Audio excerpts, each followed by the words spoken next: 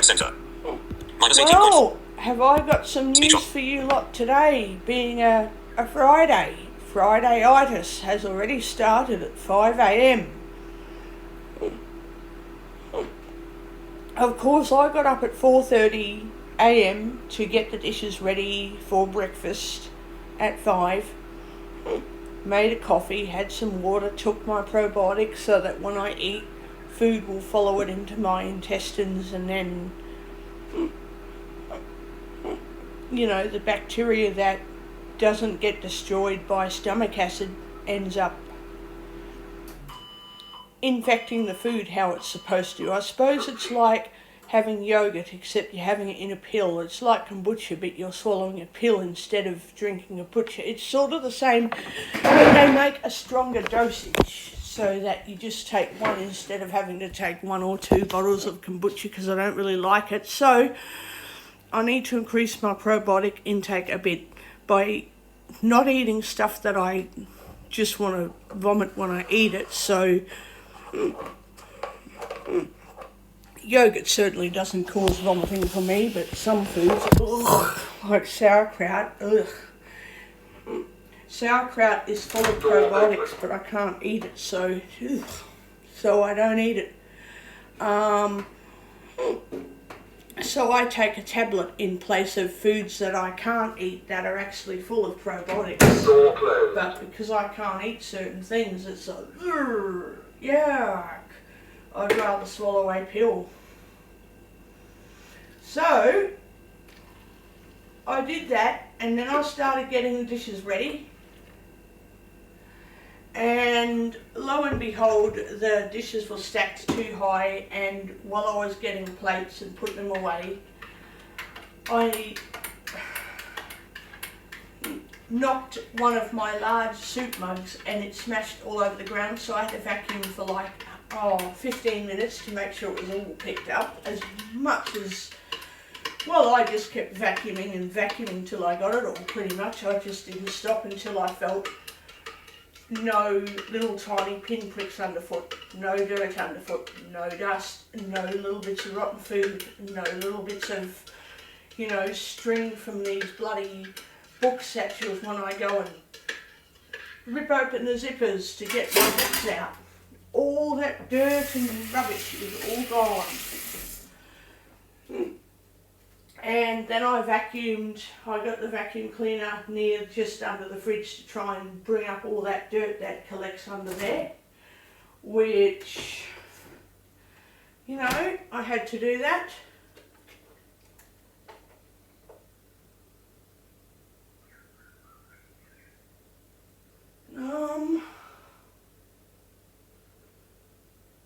Yeah, the milk stinks. I don't like rotten milk. Oh, yuck. The milk goes rotten easily. It really does. It goes rotten very fast. Long life milk is no good when you open it. When you open long life milk, it does not last very long at all. It's shocking. It is shocking. Very shocking. So I have to live on this shit for until Tuesday, because I'm not getting my refund back from this other gym that I ditched. I'm not getting my refund back, so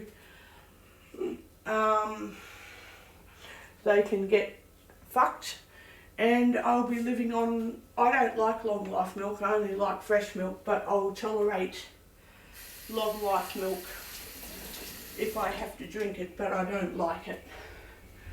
People can say whatever they will. If you think I'm, you know, being too anxious because I only want fresh milk, well, fuck you. If I don't want to drink long life milk, I won't have it. I tolerate it as a necessity, not as a choice. I don't drink it by choice. You know, I don't like it. It tastes like they've overcooked the milk. You know, the milk tastes very overcooked. It tastes burnt. It's like really disgusting. And, you know, UHT milk gets rid of all the bugs, but it also destroys the flavour, and I don't like long life milk. I refuse to even have it with cereal. I even refuse to have it. Yet long life custard tastes okay. I don't know why. I can eat long life custard. I can eat long life custard. So maybe I need to mix my cereal with long life custard. So I vacuumed up this whole floor, get rid of all the glass.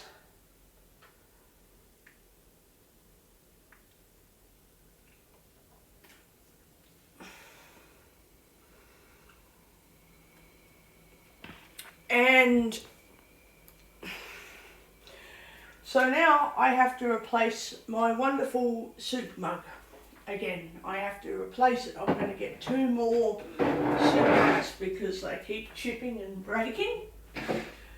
I do not like a chipped soup mug because then the glass gets broken and I end up with blood all over my mouth, and I have to soothe my lips and, you know, wash and clean my mouth out and brush my teeth and use mouthwash and gently soothe my lips in, you know, warm water to seal up the blood, you know, cleanly so that I don't get an infection or tooth infection or nothing, you know. I have to go through all of that to keep my mouth healthy. If I end up injuring myself on a chipped coffee mug, I mean, well, it's technically a soup mug. And I love my soup mugs. They're good for cups of soup. I think because I keep breaking stuff, I'm going to have to start doing dishes like in the morning. If I know I'm going to cook later, I've just got to get all the dishes done and then wait until they're dry, and then when I go to cook I can put those dishes away and then put fresh dishes away overnight, so then I don't have to worry about it in the morning, I think. Because then there aren't as many to knock off the dish rack and break them, you know, aren't as many to worry about cascading off my big stack of dishes. I guess that's just how it is. And I unsubscribed from a few YouTube channels because I couldn't deal with them anymore. One of them was too emotional and the other ones were just rubbish. People in America keep exotic pets, and I thought, you know, nothing wrong with exotic animals.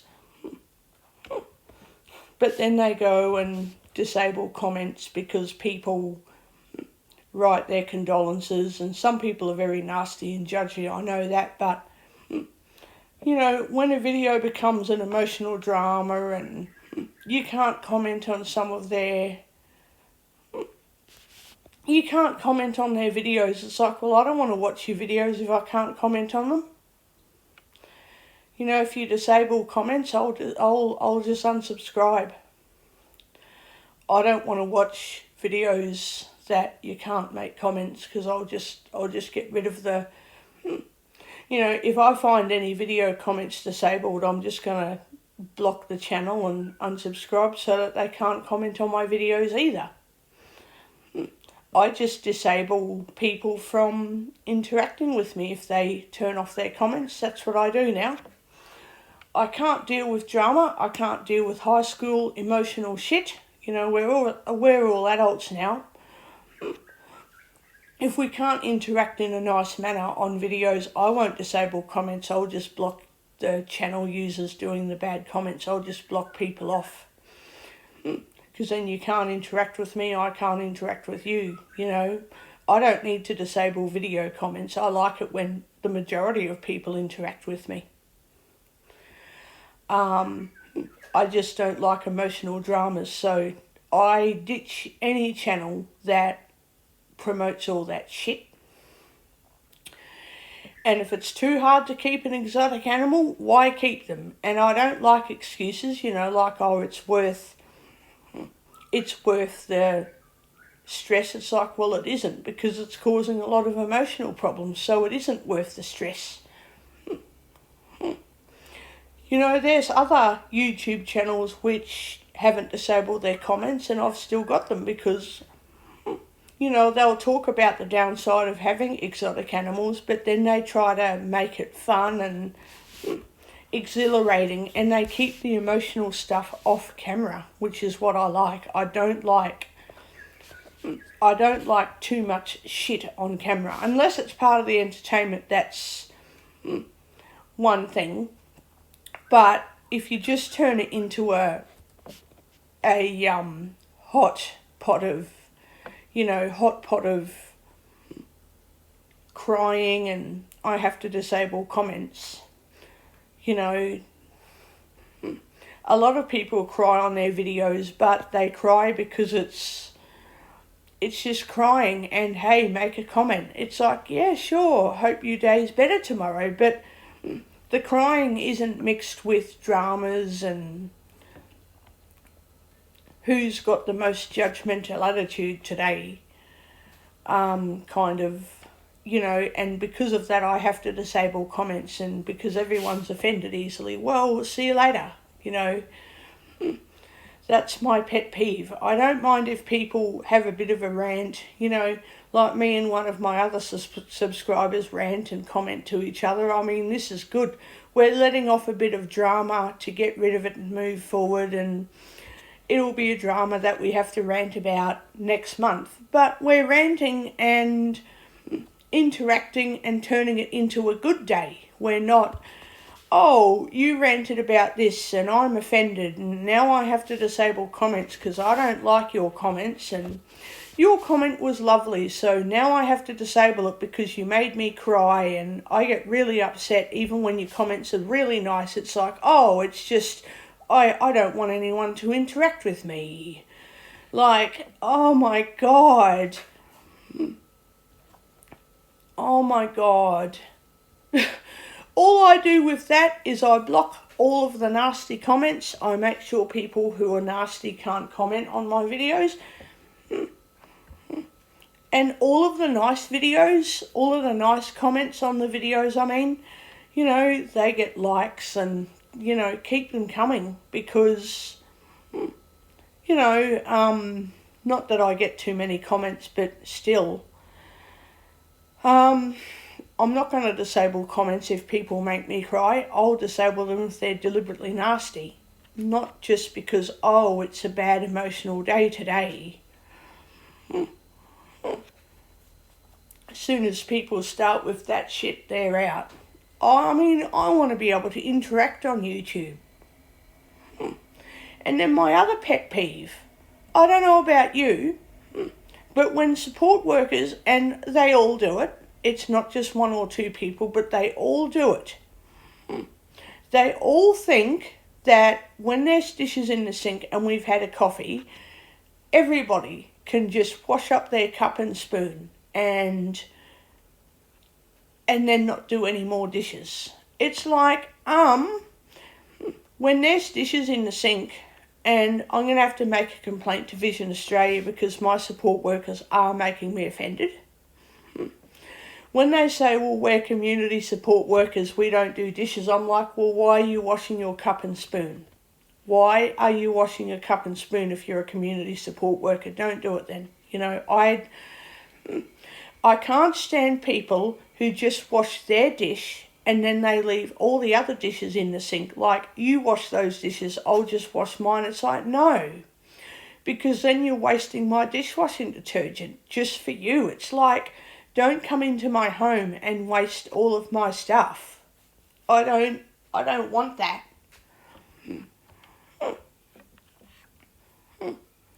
You know, if it's just one cup and spoon, don't touch it. Just put it into the sink. It's my responsibility to wash it all later.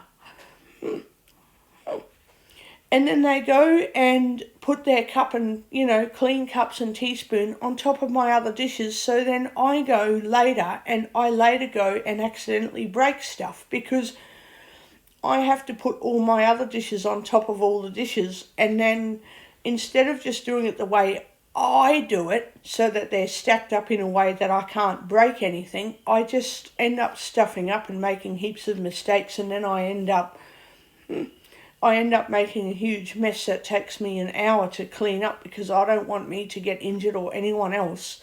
And there's no way in fucking heck that I'm giving myself a reason to ring up 000. No way in fucking heck am I doing that.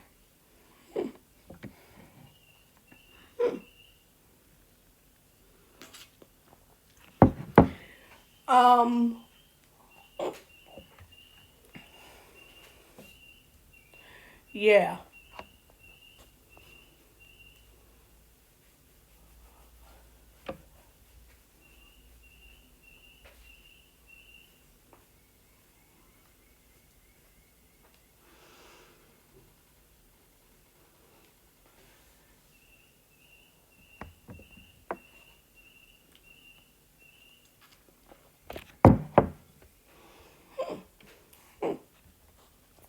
And I'm assuming that the blind shell iPhone comes from Vision Australia as well. And I hope whoever received that, and they know who they are, I hope whoever received it sues Vision Australia. I hope they get sued. Because Vision Australia has a lot to be desired. Just saying.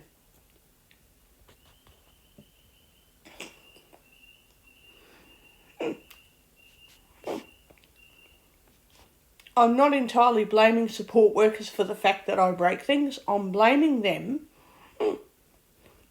for the fact that I tell them, no, I don't want you to do any dishes. I don't want you to clean up.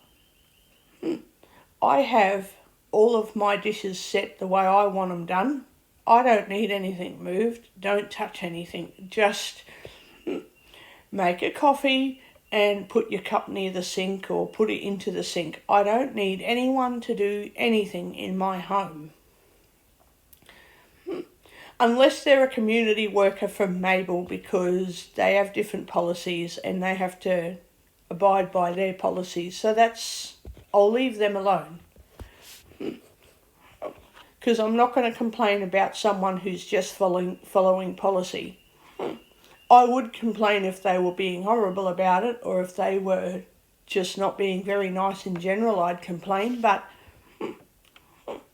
if they're being really good about it and just saying, well, I know you can do your dishes, but I'm here, I might as well do them, just let me do them, and then when it's just you just do your own thing, it doesn't really matter, then the dishes get done and I don't have to worry about them that night.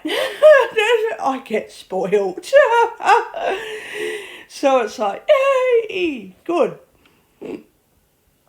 So I'll let that go. But when people from Vision Australia watch their cup and teaspoon and they put water in the sink, I'm like, why are they setting up the water to do dishes and then telling me they can't do my dishes? It's like, well, they don't want to take responsibility. I know that for one. And secondly, I won't tolerate people disrespecting my wishes in my home.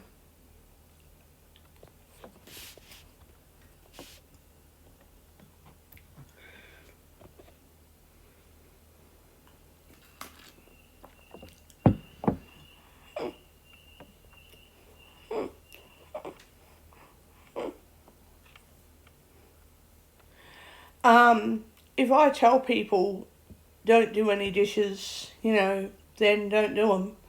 But when they come back and say, well, I can't do all of the dishes for you because we're community support workers, I'm like, well, why are we even setting up the dishwater in the sink? It's not very good the way some people are going about thinking they can run all over me, and they can't.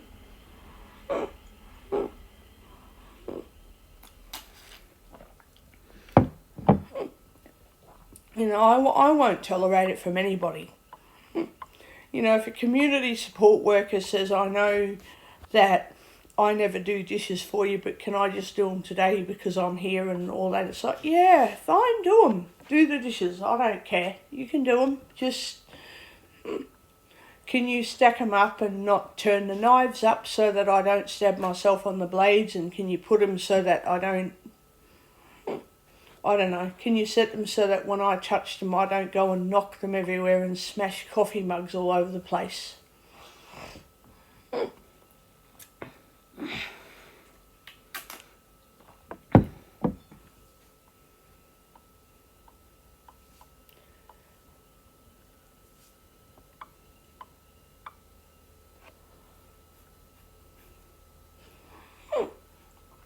So,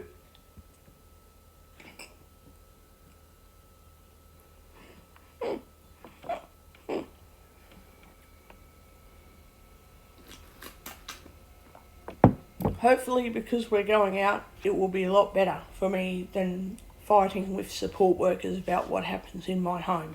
I'm just sick of bloody fighting with them. And I'm sick of the fucking cancel culture too. I mean, use it.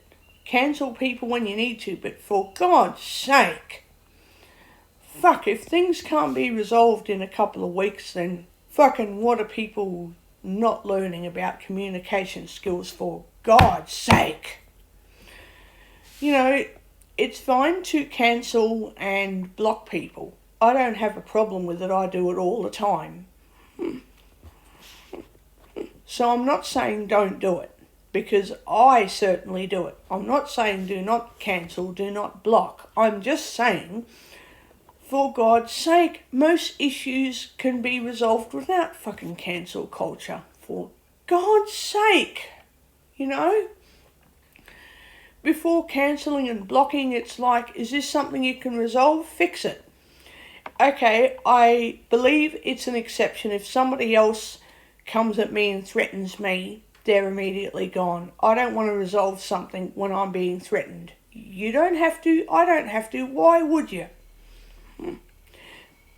If I get on someone's channel and say, oh, take that video down or I'm going to sue you, well, that is pretty much cancel culture right there. Just block and cancel. You know, don't have nothing to do with me, and I won't have nothing to do with you. We clearly don't like each other. But if it's just an issue that we're having an argument, for fuck's sake, resolve the argument before you do blocking and cancelling, please. Because then I don't have to cancel people who are just outright attacking me. I won't tolerate being attacked or threatened. God, no. I don't care if they're just having a bad day. If you threaten me, you're out, you're gone. You go and apologise to the man upstairs. Don't apologise to me. Beg for his forgiveness. Don't beg for mine. And if anybody wants to be forgiven, I'm going to tell them that too. I'm going to say, don't beg for me to forgive you. Beg God. Beg for God's forgiveness. Goodbye. See you later. Whereas if it's just an argument, can't it just be resolved before the cancel culture kicks in? You know, for God's sake. Grr.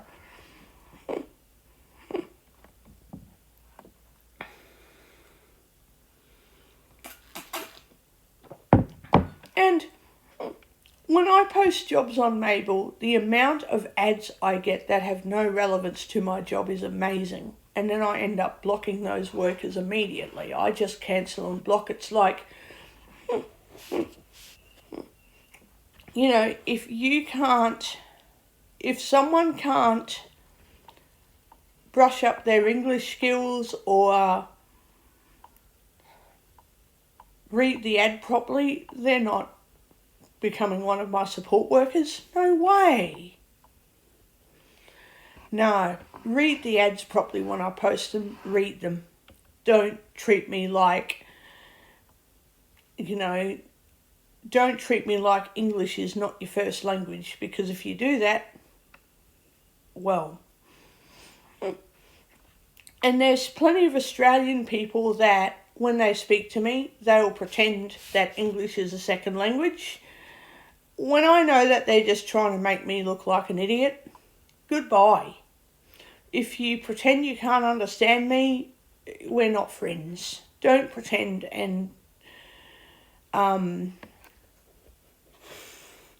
treat me like as though you need any special treatment or explanations from me to prove me to be human, because if you do that to me, we are completely dead to each other, and I don't recognise your existence already, and I don't even know you, don't even know if you exist yet.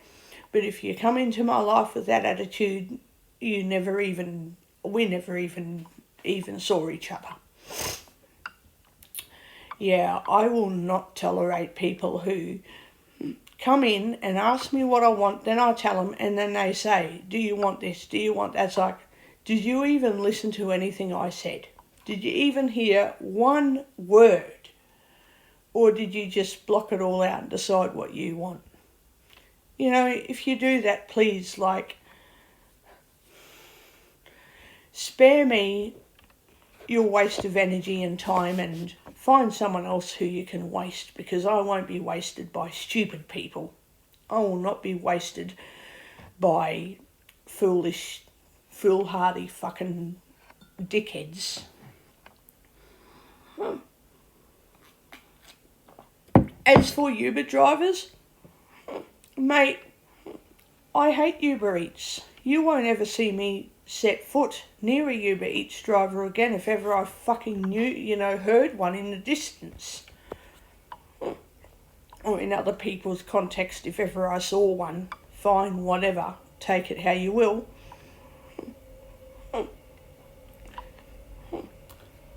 I think Uber Eats is at the bottom of the ladder, like so are all the other food delivery services. They're all at the bottom of the ladder. The people who do food delivery deserve nothing, because they mishandle food, they eat the food, they lose items, they obviously give the wrong orders to people, so then somebody else will get my food order and not me. I'm not very happy with the services, and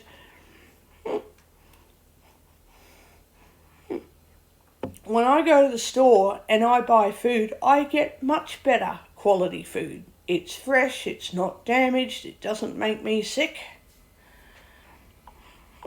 I could go to Pizza Capers tonight and buy a yummy pizza and take it home and enjoy it. Not a problem. Or I could sit there at Pizza Capers. I can sit down to eat.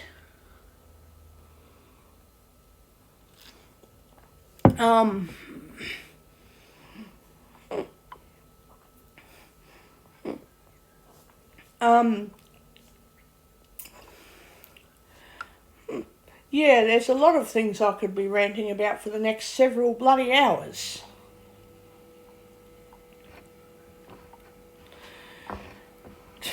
Much less the fucking medical system is now becoming Americanised. We're losing Medicare funding. We will no longer be getting bulk billing in our Queensland medical centres. We're going to lose all of our bulk billing services in 10 years. There'll be none left, and we'll have to pay out of pocket for all our medical expenses. Just like in bloody America.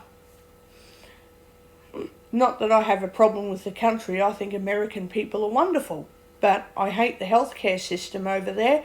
But, I shouldn't say that, considering we're becoming exactly the same. So does that mean I have to move to Canada for free healthcare now? I might as well get on a plane tomorrow and go over to Canada and say, you know what? I got no money, but I've got everything that I need to start from square one, start a new life, and have free medical care. I might as well do that.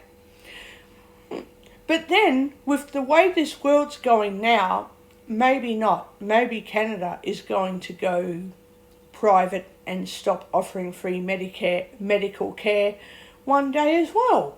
It seems like the whole world is going fucking mad.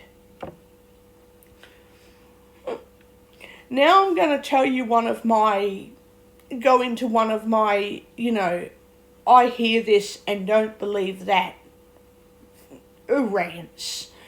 So be ready. If you get offended, don't listen. You can fast forward. But I'm just warning you. If you get offended, it isn't my problem. If you listen to it when you can easily skip it. So I'm just letting you know so you have a chance to do so. Because I'm going to say it anyway. And I assume most people aren't going to come after me, so I won't be blocking and ditching YouTube channels over this for at least the majority of you guys. So that's good. So, there is all of this bullshit, rumours and hype going around the universe. Yes, around the universe. I'll say it again to be emphatic. Around the universe. Yes, we live in this planet, okay, but for God's sake. There will be not one person on this whole planet, unless you live in a treehouse somewhere and don't leave your treehouse maybe. Maybe there are some people who just do not leave their tree houses ever and they may not hear anything, but for the majority of people on this earth, and maybe throughout this universe if they're up in the International Space Station. So yeah, I'm not joking. I'm being very emphatic because it's not an embellishment, believe me. You can trust me on that one. There is all of this hype about Russia threatening nuclear weapons, which to me they're just empty threats. I don't think nothing's going to happen yet.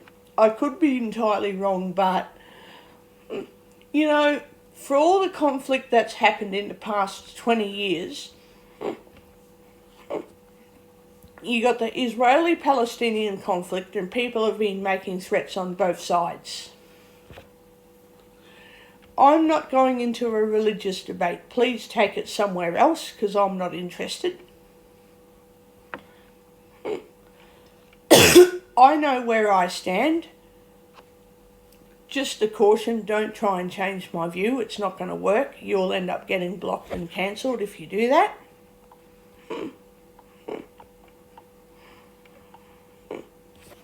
I won't block and cancel you for having an opinion. I'll just block and cancel you if you try to force me to change my opinions. It's one thing to have an opinion, it's another thing to physically force me to change my opinions. So, take your religious debate somewhere else. I know where I stand on this issue, so don't ask. It's for another story, another time, another topic, another video, another day, another year, another week. So don't start me on that today, because this is already pissing me off and I haven't even tried to explain why I'm very pissed off. So I know where I fucking stand on this. And I'm not going to give you a fully plain clue that you'll have to figure out what I mean. But for anyone who... I'm not going into a religious debate, but I'm certainly not... I'm also against the genocide of certain people. Do not fucking get me started with that either. Don't fucking get me started because it has pissed me off to no end. With that said, don't bring on the religious debates. If you need to say something urgently, please text or tweet me. People know who they are. It doesn't need to turn into a big argument. I'm just saying if people need to say anything desperately, use Twitter and messages and we can agree to disagree on stuff. Alright? Now, there is all of these bullshit rumours going around about the Israeli-Palestinian conflict, and the reason I don't believe half of it is because it's been going on for 20 years, well, a lot longer than 20 years. I know there was a war in 1967 and that was done in 6 days, and there was a few more wars that happened that came and went, and ceasefires and that. Now, the religious community is feeding on all these rumours and turning it into something which, like I said, it's not a religious debate. I'm just saying that the religious community is feeding on all of these rumours, trying to frighten people into believing that, oh, this time it's real, this time better be careful of the nukes, better be careful of this, better be careful of that. Do you know how long they've been saying that for? Since bloody 1960s. So I am discrediting what I'm hearing. I won't discredit the facts, there are reservists in Russia, there is all these things going on. I'm not going to discredit the actual facts of the situation because it's bad. But I will discredit rumours that haven't even actually happened. It's like people are calling the kettle black before they've even fucking seen the kettle, let alone what colour it is. There's red cows in Israel right now. 5 of them. And immediately, jump on the bandwagon, guys. Jump on the bandwagon. These, no offence Israelis, but these fucking cows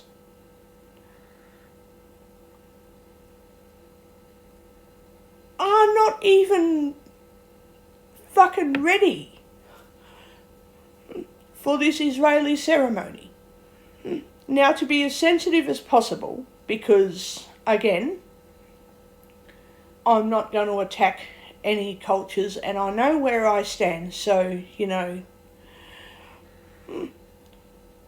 these cows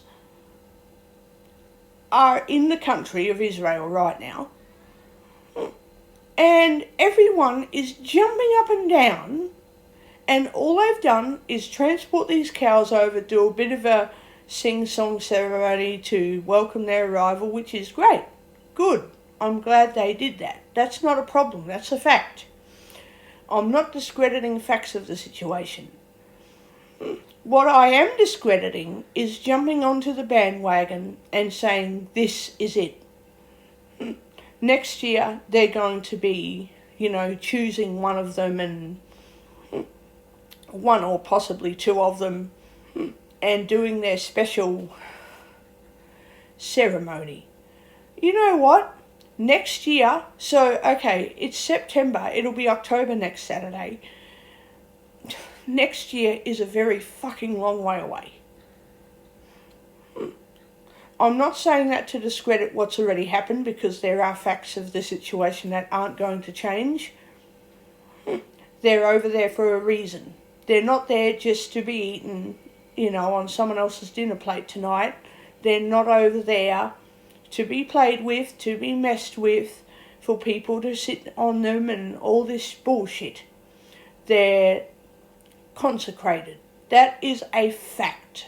You can't, pretend or lie to yourself and say, oh no, that's a load of shit. Because it isn't. It's not a rumour. These cows are being consecrated.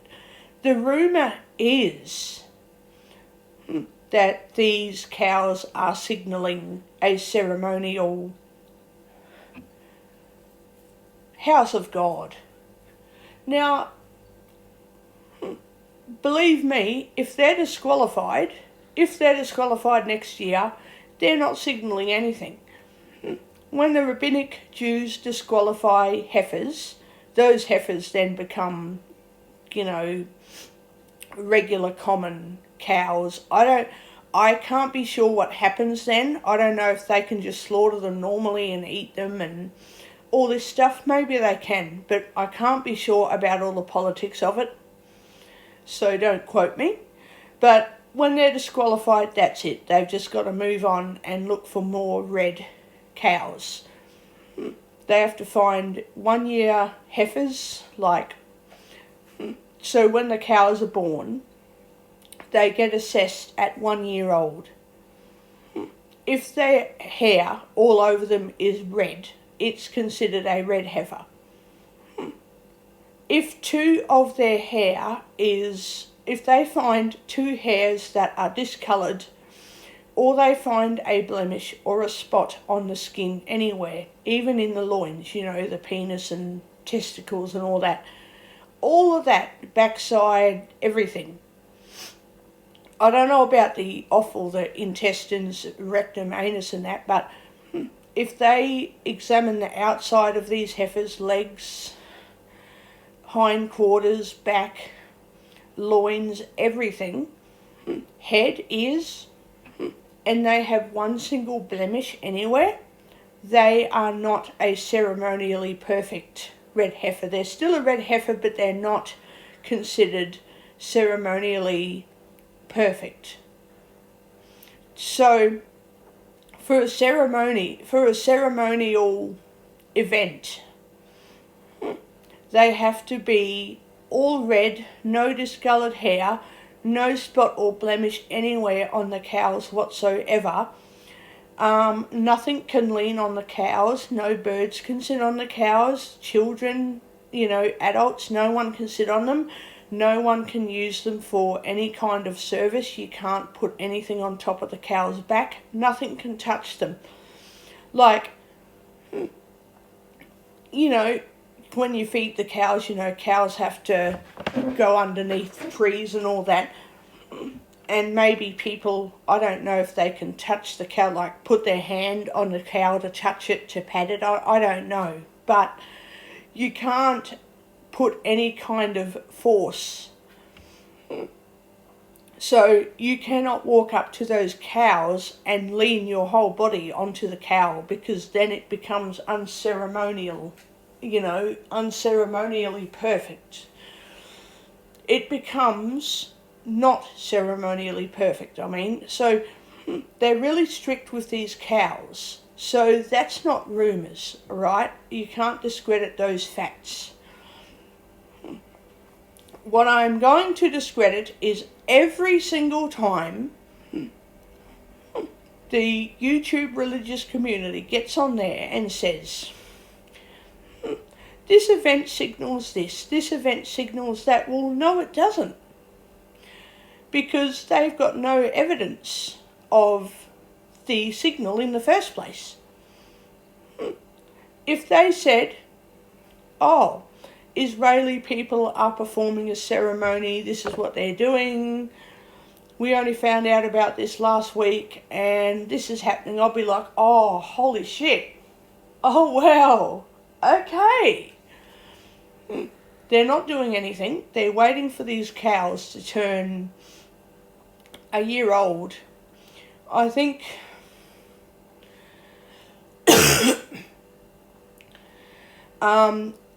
and this is a fact though, according to Jewish law, the heifer has to be 2 years old to go into a ceremonial event.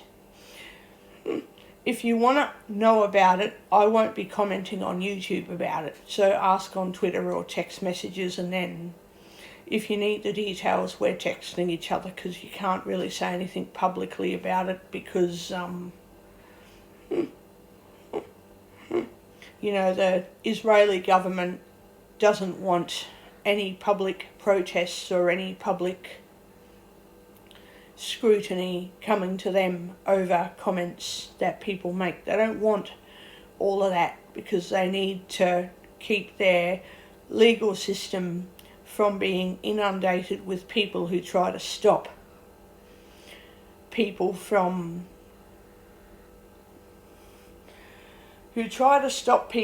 living within their legal customs and that over there. So they don't want the country to be overrun with protesters and all this stuff, because it will create another massive conflict. So, no commenting on YouTube, unfortunately, because I won't be.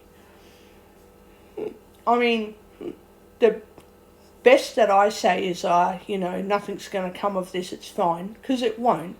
It won't.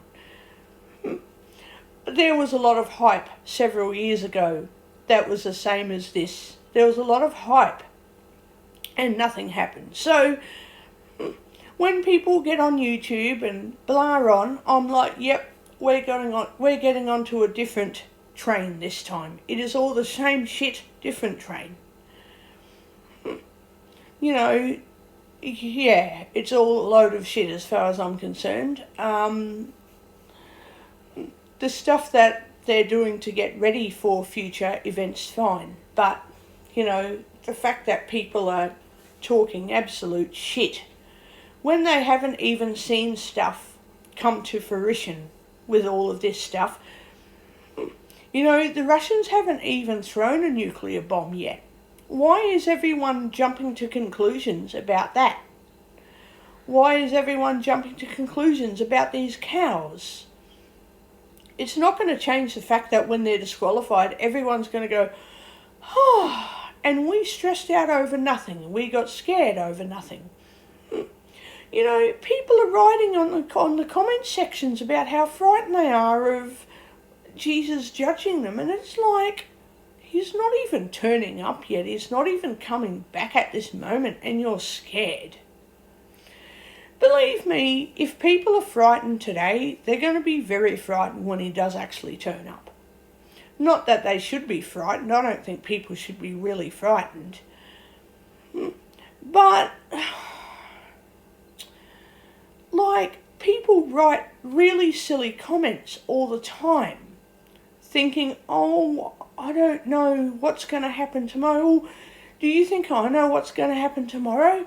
I apparently don't know because I can't tell you, so why is everyone getting so scared over nothing? People are scared of having their head chopped off when they don't even have a guillotine set up to cut people's heads off. And believe me, if there's announcements going around, you know, the public sector, giving out punishments and dishing out all sorts of shit, I'll be the first one to say something. I'll be the first one to say, hey, have you heard about this? This is really freaking me out. I don't usually freak out over stuff like that. I freak out over reality.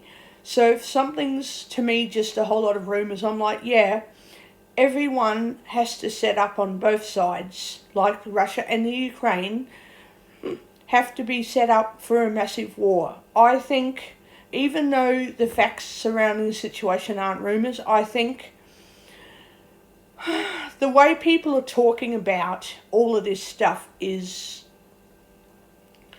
you know, jumping to conclusions before you even know what's going to happen. President Putin threatens to throw a nuclear bomb. Everyone says, oh, he's going to throw a bomb on the Ukraine next week, and then it never happens. It's like, don't jump to conclusions just because you all listen to the news channels. I don't even go on Twitter and, you know, listen to those news channels because I read about it and I'm like, why are you listening to that shit for? It's all a load of shit. You know, don't listen to it. But that's your choice. You listen to it, that's good. Keep, you know, listening. You'll hear something useful. You'll tweet something that is reasonable. See, I'm not worried about any of that bullshit. Because from a war perspective, everyone has to set up both sides. Doesn't mean anything's going to change.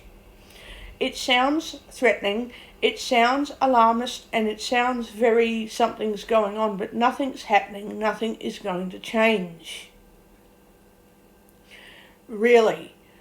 You know, worry about that when it starts. Worry about that when you wake up and say, hey, there's a live broadcast of, you know, on YouTube or Twitter of all these things happening and we have never seen it before. Worry about that then. You know, everyone is worried about Israel bombing Syria and destroying Damascus. Well, they're not even near to doing that yet. I mean, that's going to take a while. Like, guys, stop panicking over nothing. Yeah, everyone on both sides is making a lot of threats and scaring each other, but let them deal with their stupid, silly high school dramas. It's all bullshit as far as I'm concerned. It's all like, I'm bluffing you you're bluffing me and I've got better weapons than you and I can harm you more than what you can harm any other country and all this other stupid stuff.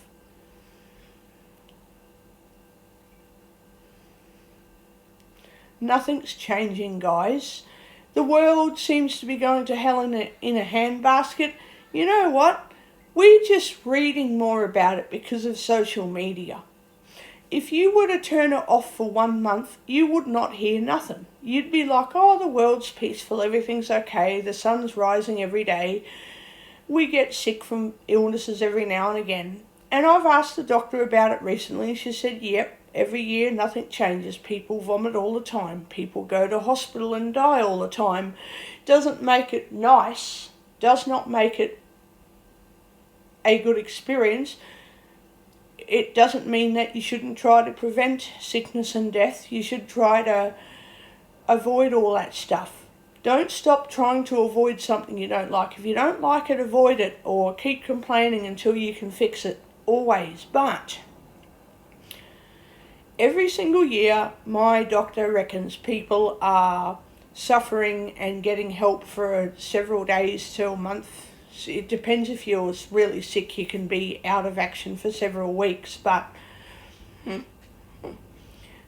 for you and me, it's, average of like 3 days of being really super uncomfortable and sick. She sees this every single year. Nothing's changing. The media, again, they're making up a whole lot of bloody sensational stuff. The media is making everything seem tangible, and it's not. Nothing's changed. My doctor hasn't seen illnesses getting worse. She's seen bad years, she's seen better years, but she hasn't seen illness jump to apocalyptic, cataclysmic proportions where everyone on earth is about to die tonight. Be careful, hide in a bunker. She hasn't seen any of that. All of the stuff on Independence Day and all the stuff that the media Independence Day is that alien movie. It's pretty good, by the way. I watched it as a kid. I need to rewatch it one day. But all the stuff you're hearing on radio and TV, honestly, there are the facts of the situation that can't be changed. But the rest of it, look, it's all just hypermaniac, fear-mongering fucking drama. It is all just a way of saying, look at me, we need more views, we need everyone to look at how great we are at sensationalising a story. I know that sounds anticlimactic to some people who have to listen to the news every day. Now, even though that's actually true, it is anticlimactic. Like, whenever I hear the news, I'm like, when are they going to have a ceasefire? And when are they going to put more reservists up? And how many more years are we going to hear about this? How many more years are we going to hear about red cows being disqualified because none of them have passed inspections ever? And these people are very strict.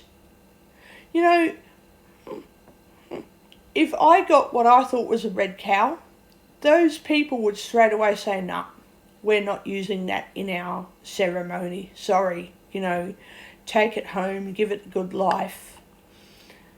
Let birds sit on the cow, don't keep it, no longer do you need to keep it protected from all things sad, just give it a life and let the kids sit on the cow and all this bloody stuff, Most cows aren't right for their particular ceremonies.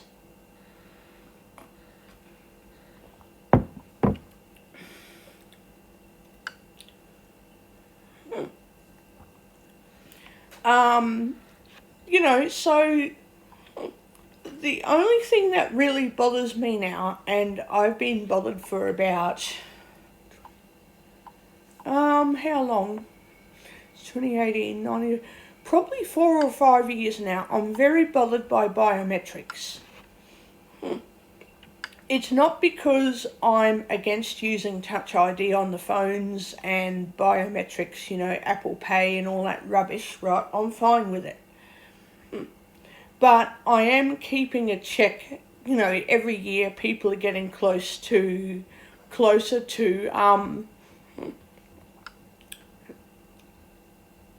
tracking you with a microchip. It's in the iPhones, it's in the credit cards and that. But people are trying to work out how to create medical devices that are compatible with your body. So you can put it in your forehead or in either right or left hand.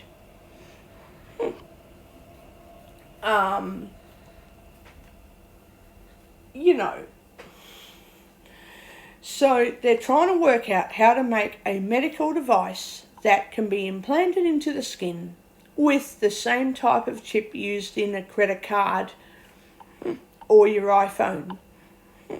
So instead of using Apple Pay on your phone, you're essentially using Apple Pay with your hands, and you can scan it. I don't know how it will work, but I know it would involve some type of scanner. You put your hand under a scanner, but are they going to make it so you can use your hand as like some kind of device that links to your phone too? So you use your phone normally, and maybe you can scan your hand with your phone in some way too. Like, they're trying to work all that out, and fuck only knows when it's going to happen. They've started experimental trials in Sweden years ago now, probably 5 years ago. I think they're cashless already. So Christ only knows when it's going to roll out to the rest of the world. But I'm a bit like, yeah, if any of that shit's happening, I'm opting out. I'm bloody opting out of that shit. I don't want no fucking device in my body. Like, please, if you're going to tell me that I'm being stupid about it, well, fuck off then, because you're not helping me by trying to persuade me or stick it down my throat when I don't want it. You know, stick it up your ass. Stick it up your fucking ass where the sun doesn't shine. I don't want it. I don't fucking want it. Stick it up your bum. Don't stick it down my throat. You know? Sorry guys, but that's how it is. Don't make my life easier over a bloody stupid thing that I don't want in my hands. I'm not no fucking dog. I'm not a friggin' cat. Don't treat me like that. You know, if anybody tells me, hey, it's easier to scan your hand, I'll be like, well, stick your easier routine up your ass, because I don't want it. I don't need it. Even if Jesus ever came back to me, you know, one day in the near future, I don't know. I don't know. But if he ever said anything, I'd say, well, I'm sorry, but I'm not going to tolerate people trying to shove something down my throat. So when they do that, I tell people to put it up their bum. Sorry, Jesus, but that's... You know, what would you say differently? I'd ask him that too. And he'd probably say, just say no. And I'd be like, well, thank you. And I appreciate just say no. But please, tell people to stick it up their bum anyway, because I don't want it. That's what I'd say. And I'll be like, I'm sorry if it sounds wrong to you, dear Jesus, but I'm human. Much less of God. I'm just human being. Sorry. You know, I'm really sorry. I just can't handle this situation properly. You know, I'll just be honest about it, dear. You know, make sure to emphasise that, you know, I'm not telling people to stick their, you know, stupid medical devices where they aren't wanted. Just, it is rude and nasty, but I'm not doing it just to, to be outright hateful of like people in general. I just can't stand these bloody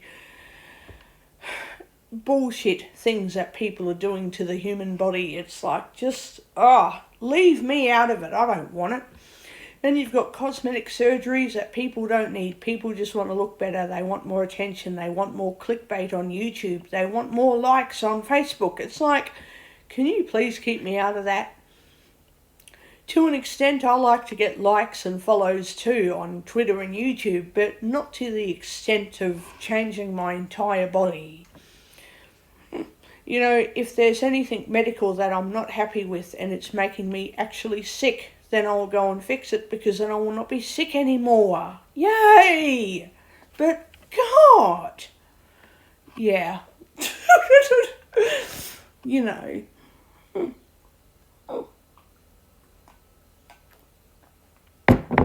Oh, this coffee's good. I've got to make another one. Yum. I'll check my account later, my bank account, but I don't think my money will have come back in, and I'm very angry about that. I'm not happy.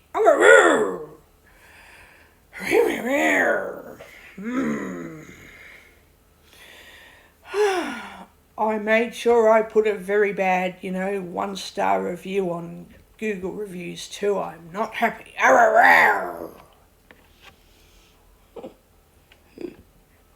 I will be giving a good review to Total Fusion though. I'm going to give them a very, very good review.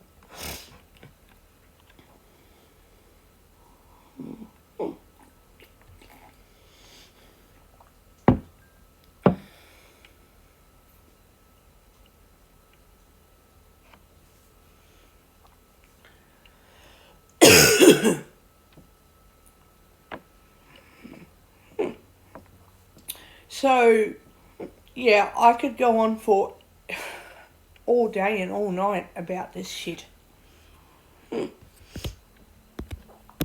Speech on. Pause. Button. Stop. Button. Pause. -18.3. I'm also Speech off. against listening to the news. Not for everyone, but like, I can't listen to the news because all I ever hear on there is the latest outbreak, the latest bombing, suicide attack in the Middle East, the latest problem occurring in all of the world's governments, America, Israel, Australia, all of the latest dramas. And I'm like, man, can someone just talk about how green the grass is and how wonderful it is to have a picnic? Please talk about something nice. I don't want to hear the news. It's all rubbish. I don't believe any of it. It's one thing to update your vaccinations and take medication and ask the doctor about any updated stuff that they can do to help. But like, God, the rest of it's all rubbish. And there's nothing the doctors can do to avoid stomach bugs either, because the flu vaccine doesn't cover adenovirus. It doesn't cover that. And it doesn't make adenovirus easier to deal with either. Your body just has to get rid of it. So, and there's no medication that will... She said the hospital does stuff for you, but you have to be like, you can't just go into the hospital and say, well, I spewed up a few times today, can you do something? They'll put IV fluids on maybe, but they're not going to do anything spectacular. They have to see that you've been really sick and you've collapsed and you're not breathing properly and your heart isn't beating correctly.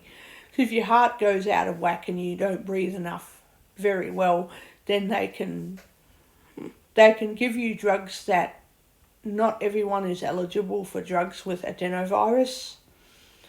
They only give you drugs for adenovirus if it's like fully shutting you down. Like if your body's shutting down, they can give you stuff to make your body get rid of it faster so that you don't get kidney and liver and heart failure. If you're like that sick, then they have to do something about it. But if it's not shutting your body down, the best they can do is give you something for nausea and maybe pain, but they can't do anything else. And you just got to drink heaps of Gatorade and water and cups of tea, you know. But there's nothing they can do unless your body starts to shut down. Last August was an exception. I've had the worst stomach bug of my entire life. Last year it was like the worst ever. And they can't just treat me the same way every year, because every year the stomach bug will not affect me as badly. So they could only deal with me with heaps of drugs last year because I was like actually dying, and they got me around out of all that stupid dying stuff. But if you're not developing heart problems or kidney or respiratory problems, there's nothing they can do for you. They can't waste medication on people who aren't sick enough to have it. Otherwise, they'll run out of those meds. Like, everyone who gets sick will end up being drugged out. And then the people who go to intensive care won't have those medications and they'll die. Like, they can only give you that sort of shit in intensive care when you're ready to die and ready to give up. Then they give you all sorts of stuff. But if you're just in the ER spewing up for several hours, they have to stop you from developing all these issues and then send you home. If it doesn't work, that's when they drag you up to intensive care for a day and keep you asleep and give you a whole heap of drugs to keep you from actually having a heart attack and dying on them straight away. And then I guess you get something in your drip to kill the virus. They can put something in your IV and it does something to stop the virus from getting worse somehow. But they cannot give it to any and every single person who's just spewed up yesterday, or, you know, they're dehydrated because they couldn't stop spewing, but then they'll get IV fluids because their body is getting rid of the virus, but they're just sick. Whereas if you're absolutely fucked, like really dying, then they'll give you heaps of stuff that they won't give to every person who comes to the ER. It's just how the system is, you know. It's just how it works.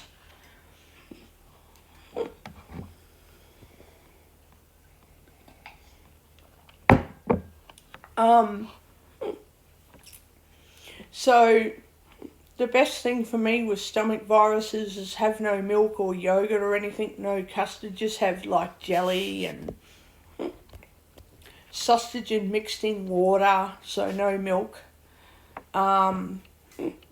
Gatorade, black tea, like no nothing added to the tea, cups of tea, stuff like that.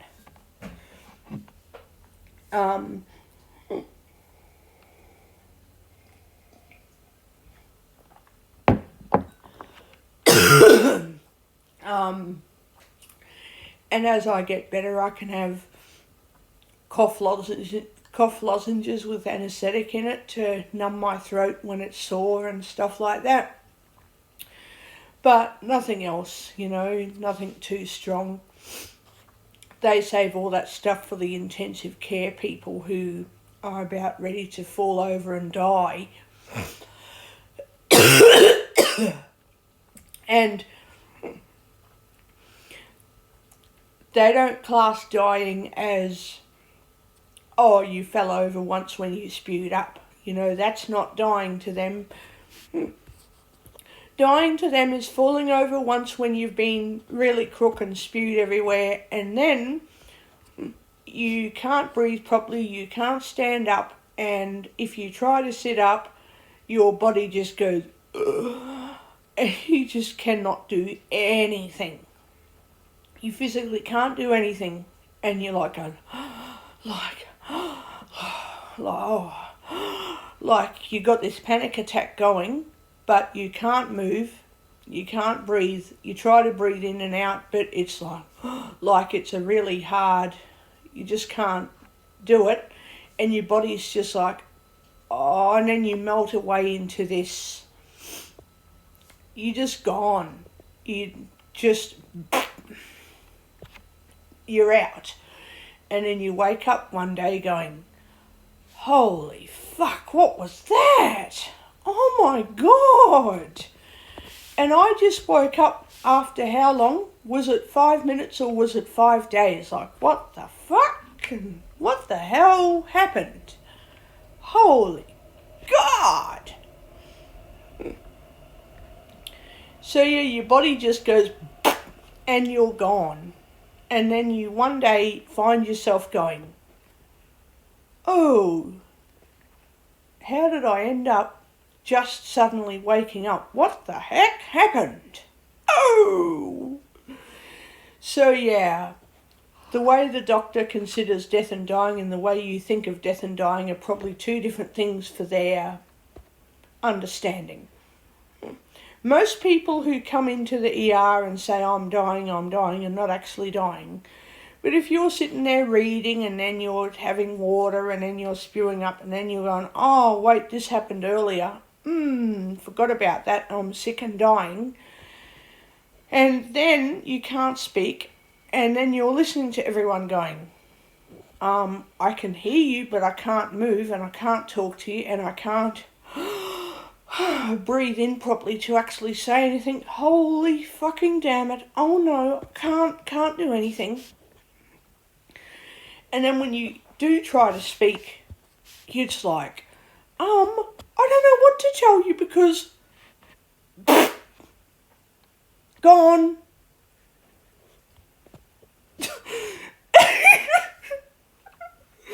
And everyone's like, oh no. And I'm going, oh no, about what? What are you doing?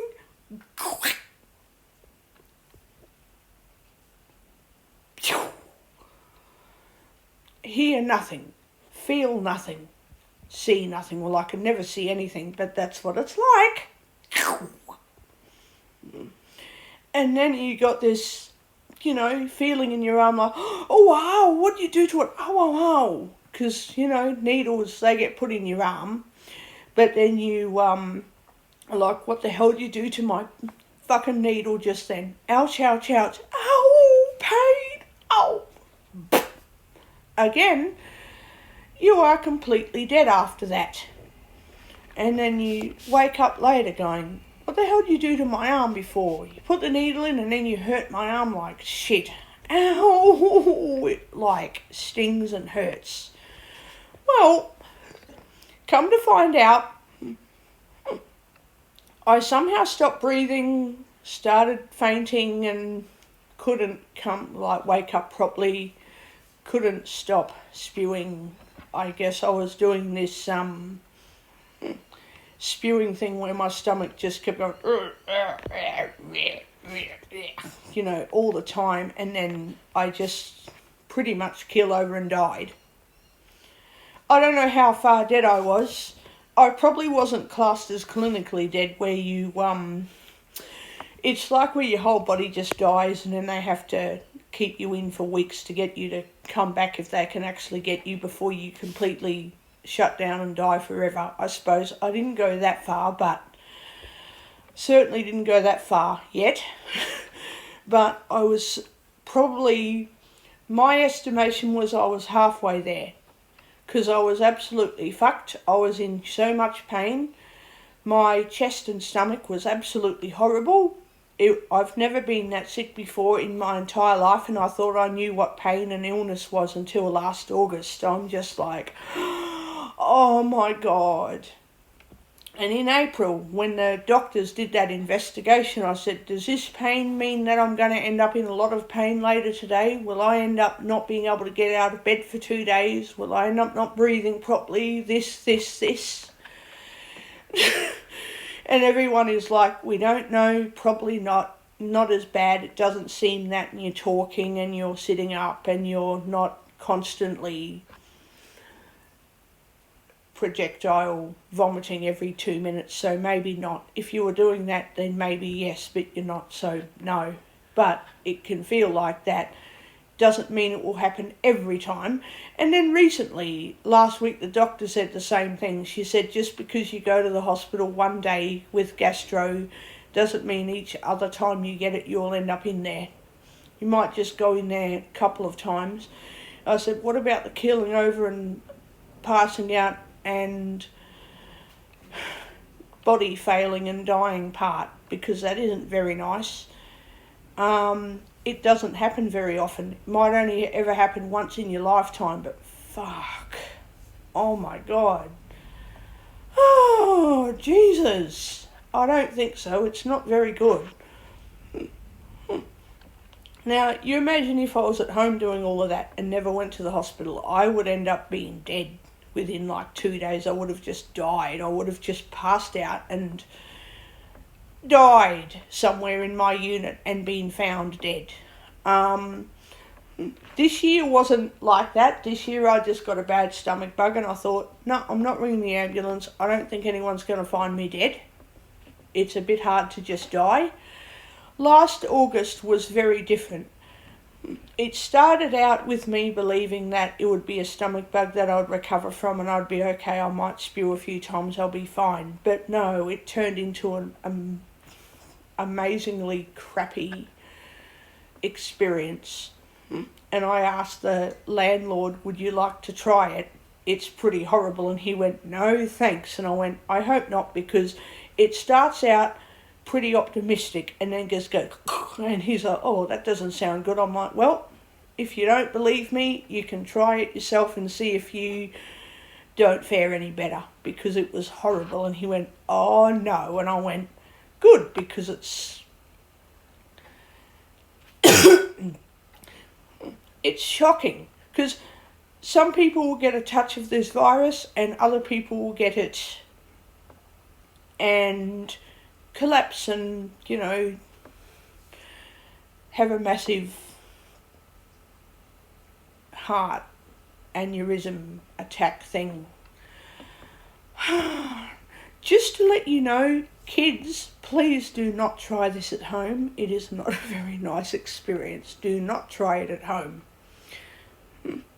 If you can avoid it, try to only get a touch of it, because you might vomit all day, but you'll end up not going to the hospital and you'll come out of it.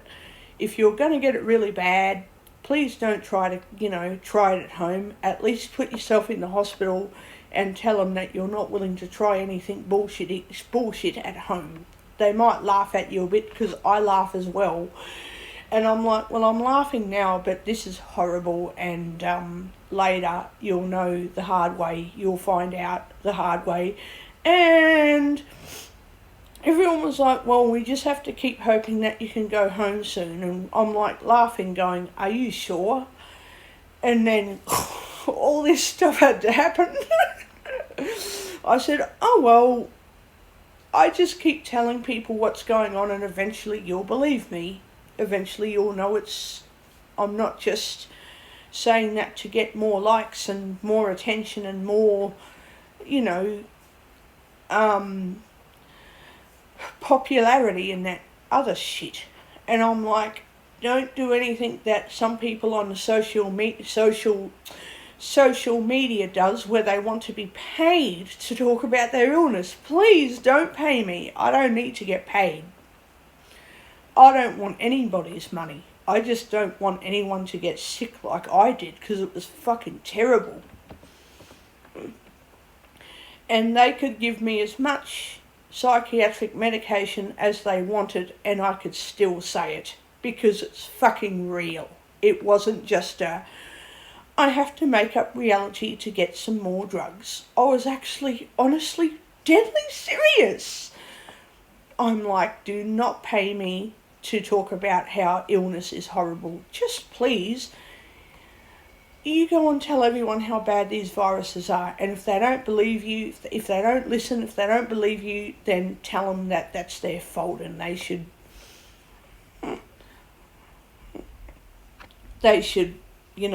be more careful. Not that it's anyone's fault for getting sick, but if you tell someone be careful and keep up to date with medications and all that, they go, no, it's all right, and then they end up absolutely horrible. It's like, ooh, you got warned and you didn't listen. It's like, don't touch the stove, it's really hot. So the little kids, they go, well, I'm going to touch the hot stove. Then they go and cry and they get told off and get told, you didn't listen. Your fault for not listening. So now, whenever anything goes wrong and I tell people what's going on and they go, oh no it isn't, it's like, well, you aren't listening to me, so when you see me keeling over and not breathing properly and my fever going to like 105 degrees or something, and not like, this is Celsius. The average temperature is 37, that's body temperature. Well, mine went up to like 100 and bloody... it was probably at 103 maybe degrees, which is very hot. Like, I started, burning up like as if you just chucked me into a barbecue. I felt like I was being barbecued. Not just burning up fever like... 39, 40 degree fever is burning up. I really felt like I was being actually barbecued and I would have been ready for the roaster in an hour. I was like a barbecue chicken getting ready to be chucked in an oven like a roast chicken. That's how bad I felt. I mean, it was absolutely disgusting.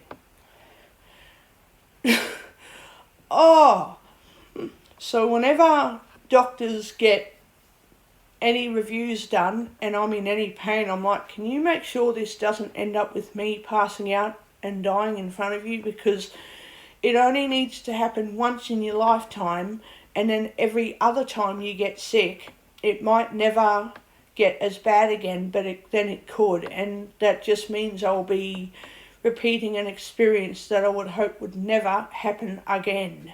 Like, please. If you think I'm going to die this afternoon and I'm feeling kind of sick but I'm okay, but you think I'll be dead, can you just drug me out right now, please? Get involved before I suffer from last year's very bad experience. Can you not wait for it to happen, please? And the doctor's like, oh God. And I said, no, I don't want a repeat of that experience again. It was horrible. I can deal with getting sick to a point, but not to where I was half dead for about an hour. I'm like, oh God. Your whole body just goes on you. And then it's like, shit.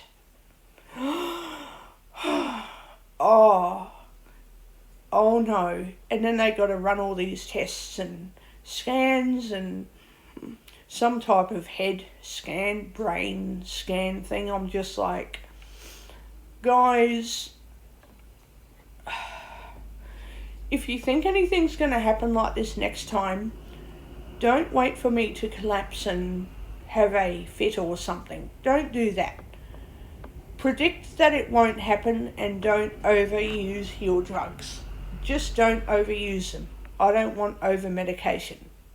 But if you think, I'm going to deteriorate and end up in intensive care and all this other stupid dramatic stuff, can you please do something about it while I'm comfortable, please? Do something about it early so that when I'm really fucked later on, I won't know about it. Just please? So yeah, these poor doctors are all on edge now because I've just told them straight out, I'm here to just get normal attention that everything's okay, but the attention that I want when it is bad, I want it early because I don't want to wait till it's very bad. Because, like, the doctor can't stop the virus, but they can drug you out to medicate you and pump you full of stuff to get rid of it a lot faster. But they said they can only do it, sometimes. I said, well, sometimes is better than not at all. Just don't wait for me to pass out and die, will you? Don't do that. That's horrible. It feels shocking. Oh, you don't realise, guys, how shocking it feels like to... fainting and passing out, you go to sleep. But before that, oh, fuck. There's like a lead up to it, and the lead up part is the worst. It's not like normal where you sit down to have a needle and then you feel sick and, you pass out for 2 minutes. It's not like that either. It's much worse than that. Oh, God. No, it's totally different. It's just... Every time I get a medical review done now, I always bring it up. Every time. And it's like, I'm going to annoy the shit out of these doctors to make sure that when they're doing something, I'll tell them, yeah, you've done it right. At least they'll be comfortable tomorrow. And then they'll be like, holy shit. It's like, yeah. Because I'm not one of these people that looks for attention to see how many likes I can get on Facebook. I'm looking for attention because it will stop me from absolutely dying later. I could probably die a little bit more comfortably, which is alright with me. So long as I'm comfortable when I bloody collapse, then I'll get better eventually. But, God, can you just make me comfortable while I do it? Please give me a comfortable experience when I keel over. Don't wait for me to get very shockingly disgusting and feeling horrible. Because I want as much attention as I can to be comfortable, not so I can get likes and views and clickbait and money and sympathy and more drugs and all this fucking stuff that a lot of people want these days. It's like, oh my God. And I was asking about all that the other day, and I said, well, today I'm alright. I want to know what to do with the next bad experience. And the doctor's like, well, have to see you with your bad experience. And I'm like, well, that's fine. But can you stop my bad experience from sending me to the hospital at least? Well, she doesn't know. She has no idea. And I said, I'll end up with heaps of medication if I go in there. There has to be something that I can do at home to avoid the hospital and all of these other stronger medications that aren't usually prescribed at home unless you've got cancer and stuff. And I said, we can try and avoid those experiences because, yeah, it's easier to stay comfortable at home than it is to almost die and then finally, maybe several hours later, be a bit more comfortable and go home from the hospital going, isn't there a way to actually avoid not even going in, not even getting this sick in the first place? Is there some way to just not get that sick? No. How the fuck am I meant to avoid that? And if there are drugs, tell me, because I don't need anyone to pay me or give me likes on Facebook. I just want to be bloody comfortable so that I don't have a huge coronary attack. Oh, God. And then it took me months to get back my strength and that, which I'm alright now, but fuck, I don't want to deteriorate and die like last year, because it was just not a very nice experience, Jose. Not happy whatsoever about that. Everyone here at this unit complex thought I just had a cold, and then, it turned horrible. I'm like, if anybody wants to see how unbelievable this experience is, you should give it a try, because you'll believe it when it happens. No, everybody thumbs down, turned it down, and I'm like, good, because I turned it down as well, but I had to put up with it.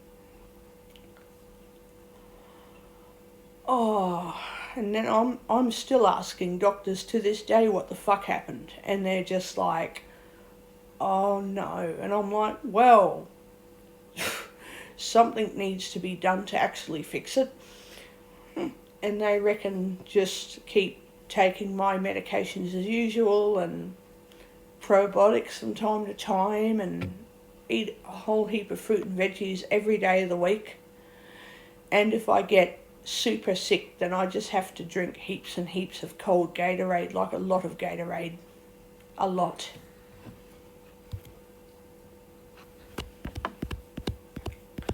That's just how it is.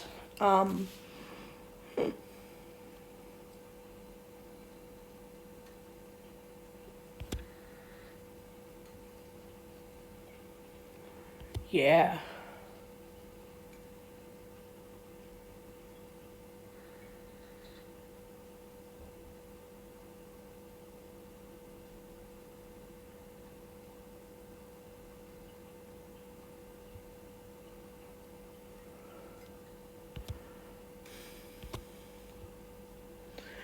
That is just how it is.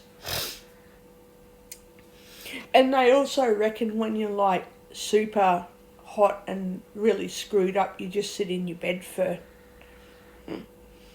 a while and you get up and exercise your legs to stop blood clots and that, and then you go back to bed. But that didn't work for me. Last August, that did nothing for me. So I don't know what else I'm going to do. I'll probably end up making heaps and heaps of servings of Sustagen.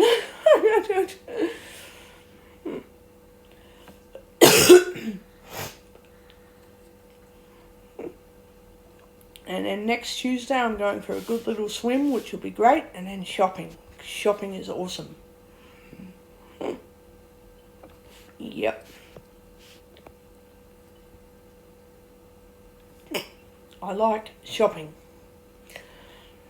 Apart from that, I can't think of anything else to rant about, apart from all of this stupid shit that's getting around on YouTube, that there are facts mixed with rumours. You get the facts and that's fine, but there's so much hype, maniacal, bloody, hyperactive stuff. It's just fear-mongering.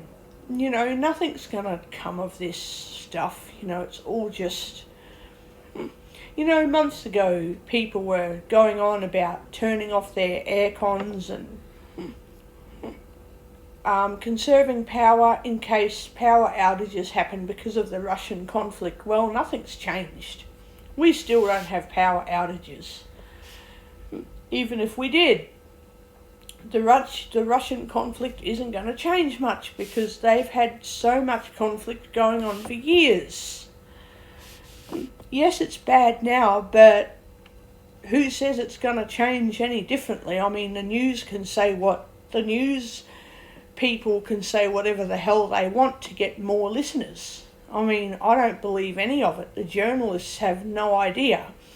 They're just hearing and taking what they hear and turning it into a different story. It's all Chinese whispers to me. I don't believe any of it.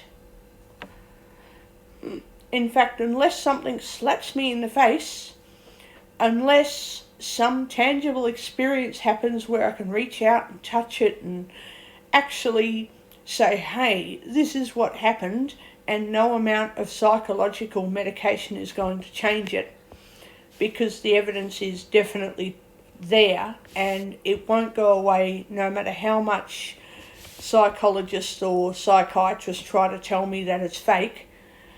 Unless something actually tangibly shows up, well, you know, nothing's going to change in my life. The news might get worse, the media might start showing more of what's going on around in the world, but it is not changing nothing in my life. I've got stacks of food there, so I'm not going to worry about much. Yeah, some of my food gets wasted because I put it into the fridge going, oh, I'll eat it within 3 days, and then it just gets forgotten about. And I'm like, well, that was a bit of a waste, but it's not too much, so whatever. I think from now on I just have to get sausages out of the freezer, thaw them out and cook them straight up, because when I leave them in the fridge I tend to... I don't get new food out of the freezer straight up, but I certainly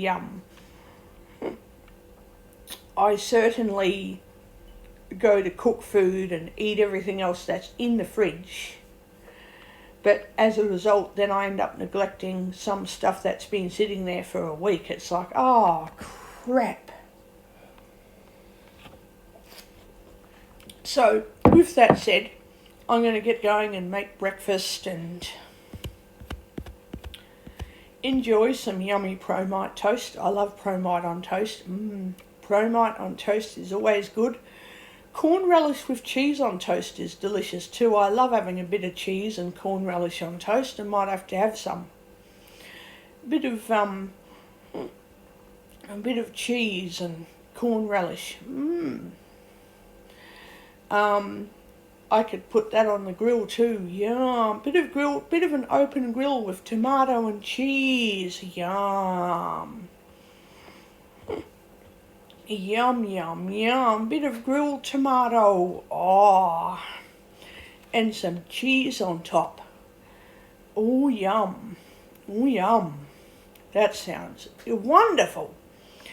Obviously not too much cheese, because then it will end up slipping off the toast and going everywhere. So you just want some cheese. But, fucking cut up some cherry tomatoes in half and put them on there and put a little bit of cheese on top. Holy moly, it will be beautiful. Cheese on toast. Yum, yum, yum. And tomato, grilled tomato. Yum. How beautiful. I love eating grilled toasties. Yum.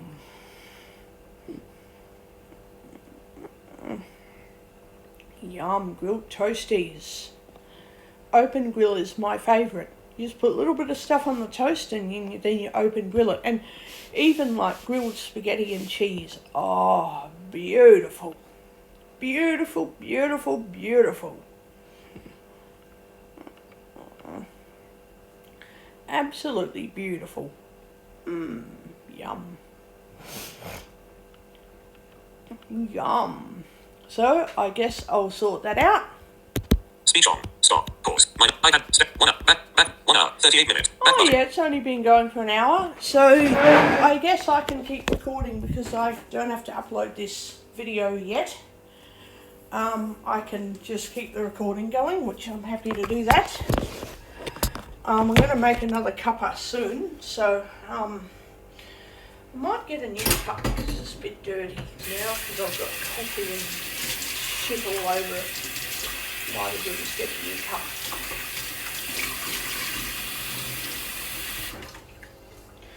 But yeah, it'll be fun to do a bit of grilled cheese and tomato on toast. Oh, yum, and corn relish. Yum.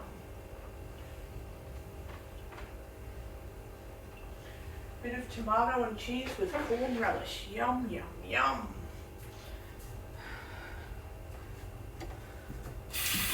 Yum.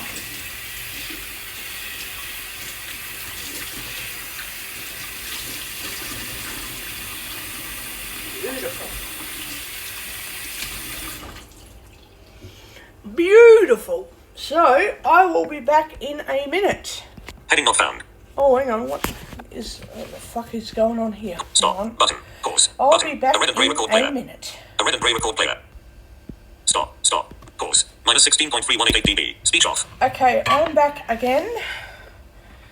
Well, there will be no going outside today. It is raining heavily, which kind of really sucks, to be honest. Really sucks. It really sucks.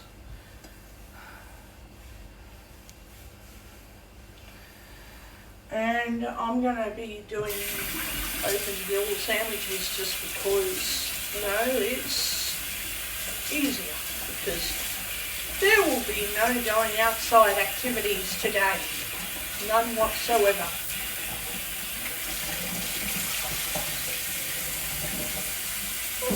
Absolutely none.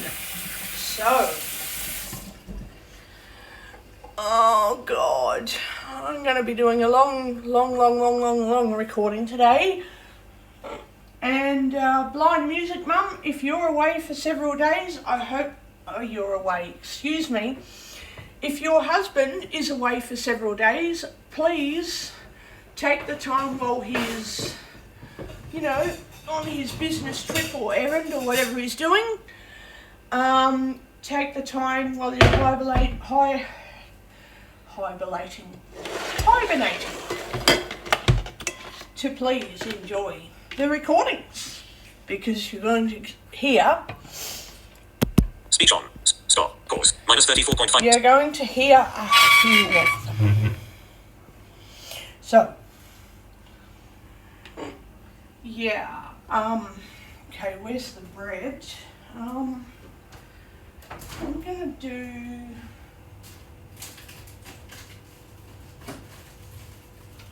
probably lots of them.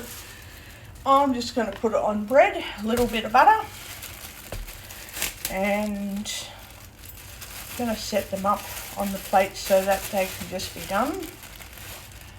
Oh, I love this bread. Yum. Yum. Absolutely love open grills. Couldn't love them more if I tried. Oh, I love open grills.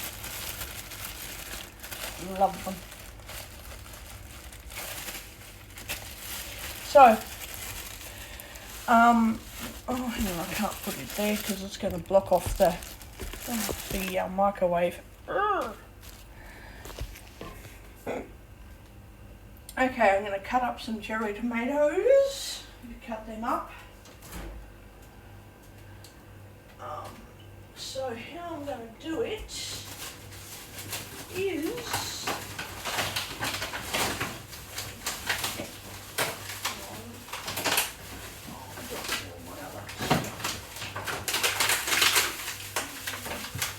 I just caught those just on time.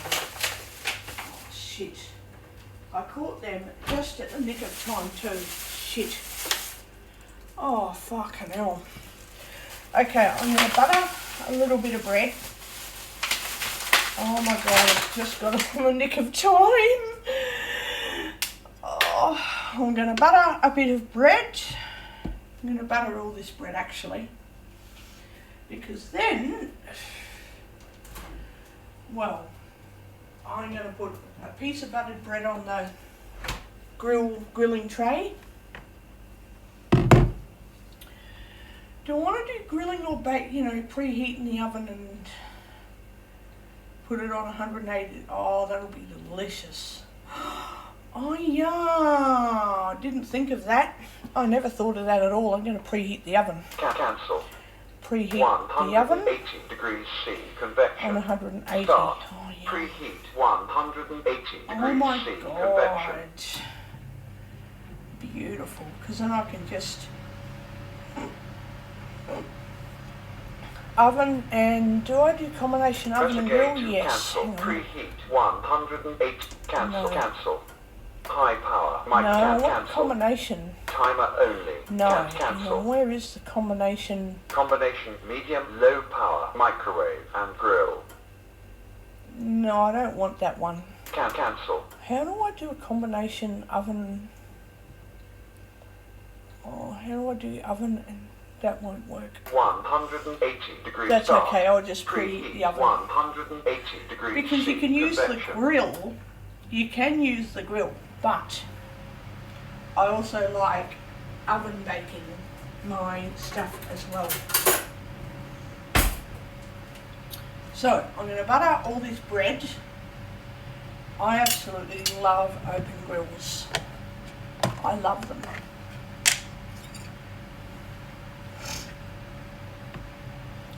Because on one I could do tomato, on another I could do spag, on another I could do baked beans. Oh my god, I love open grill stuff. It is so good. It is absolutely beautiful. And I love chili beans as well. I absolutely love chili beans.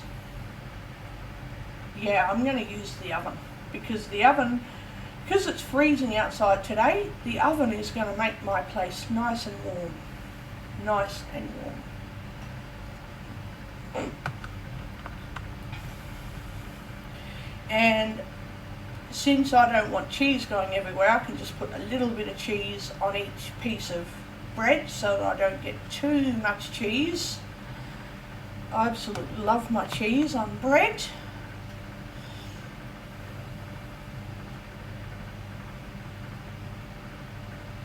Love it. Beautiful. And there'll be no going outside, so I can snack on open grills while I rant and rave and talk about all sorts of rubbish today, because you know, some of us in this world are a bit lonely, and then when people are left alone, when their husband or boyfriend or whoever significant other goes out for days, and it's like, now, you know, people need to rest and hibernate. That's a time to be listening to a good lot of talk shows and entertainment and positive stuff. It doesn't have to be all negative, you know, it doesn't have to be all doom and gloom, you know.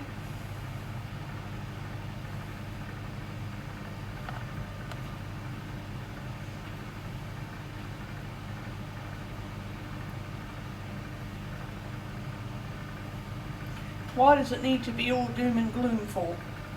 It doesn't need to be that way.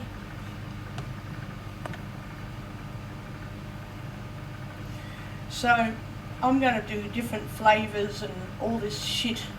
Wonder what Promite and cheese will even taste like. I might have to give that a go. Might have to try some Promite and cheese. I don't know if I'll like it, but if I do, I'm going to keep making it. I've never tried Promite and melted cheese before, and I'm about to give it a go. I'm about to see what it tastes like. Actually, that might be one of my first tries, actually. I'm going to try it now. I'm going to put some Promite on my toast and actually try it.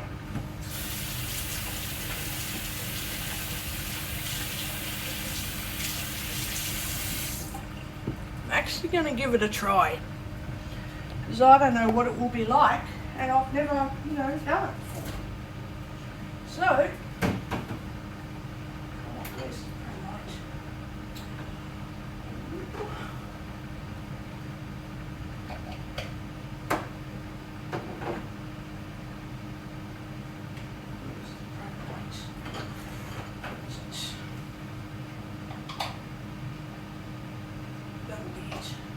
Where's the hair?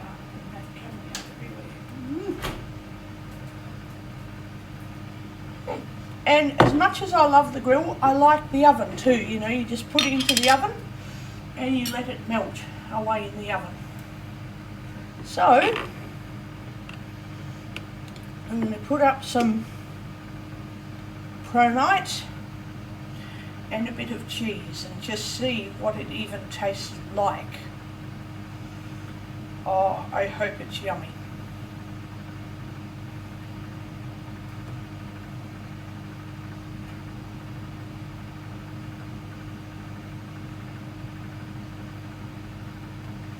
Spread the Promite over very well so it doesn't go klump all in one place.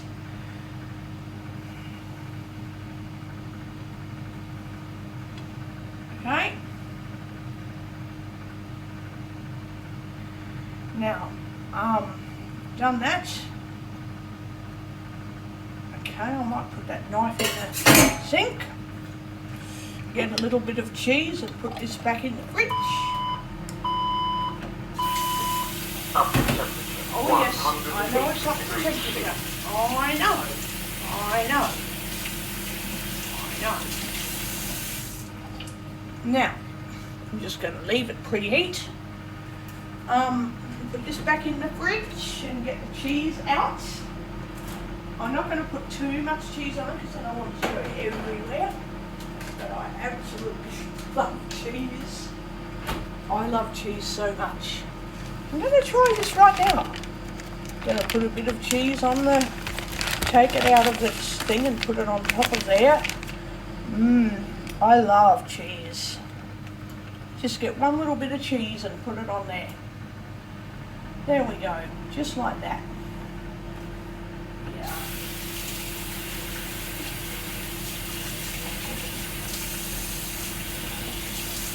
Yep.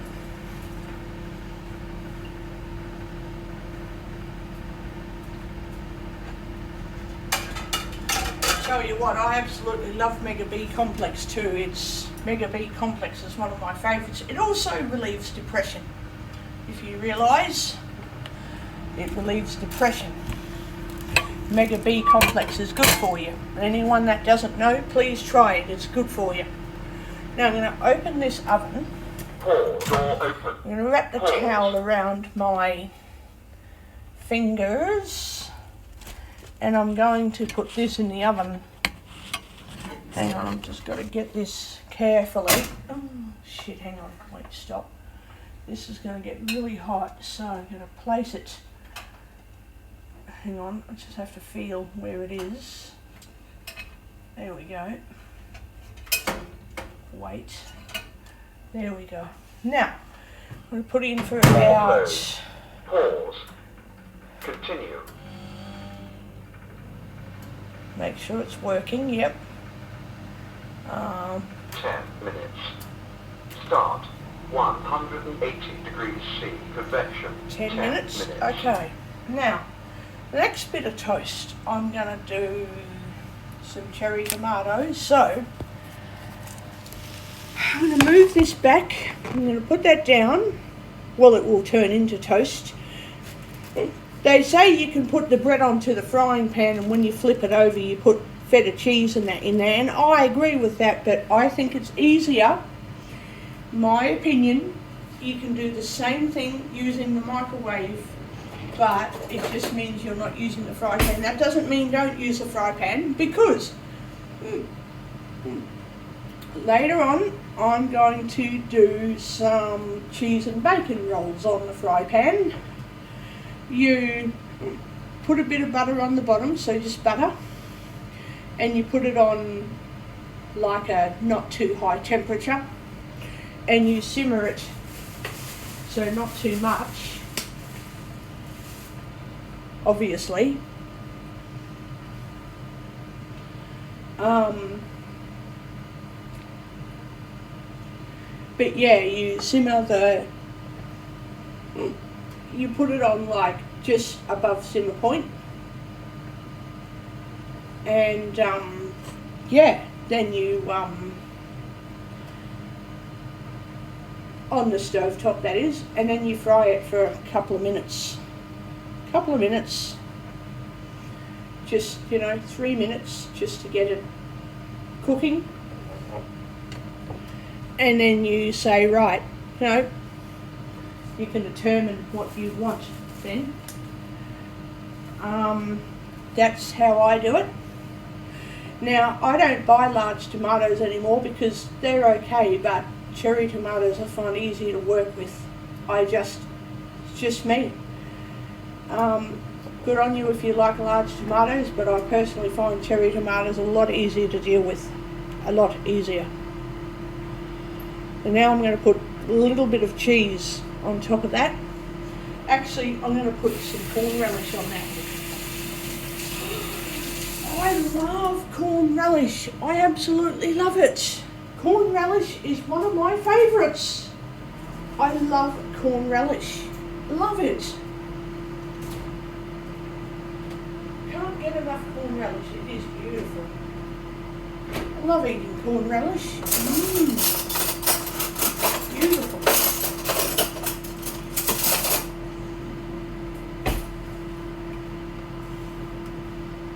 minutes, 7 seconds remaining. Think that's... I can't make a decision about that. I only need a few minutes. Let me turn that off. I need to check in there to see how it's going, because it might be, may not need more than 3 minutes. I'll put the corn relish over the thing.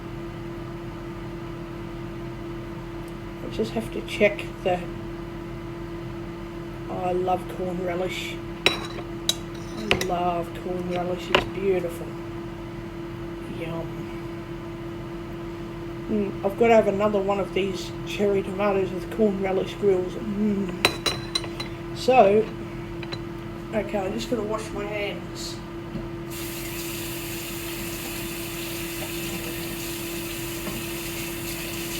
Yeah. I have to check how this is going. So, I'm going to open the oven up. Door open. Then I have to feel... Let me take this out, actually. Oh, God, hang on. Move that. Oh, fuck. Okay, that is too hot. Yeah, see, that's perfect. So now I've got to put that... I've got to do a swap over. And I've got to put that onto the thing. Oh, Jesus. I just knocked the whole thing fucking right over. Oh, fucking Jesus. And now I've got to pick this back up and put this back onto the motherfucking thing. Oh, get on there. Get on. I don't want a fucking towel on there. Fucking tea towel. God. Door closed. Cancel. 180 Fucking hate this start. tea towel. Preheat 180 degrees C. Convection. 1, 2, 3, 4, 5, 6 minutes. 7 Maybe minutes. 7 minutes. 7 minutes. Start. 180 degrees C. Convection. 7 minutes. Fuck this.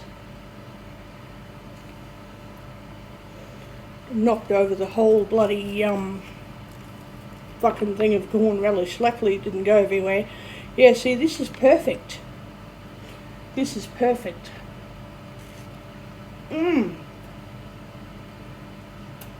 This is lightly baked. This is better than the grill.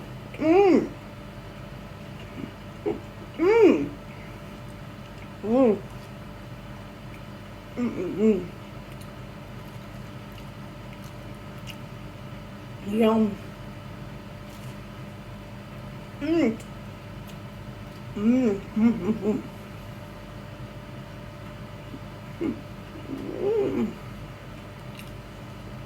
Oh, this is beautiful.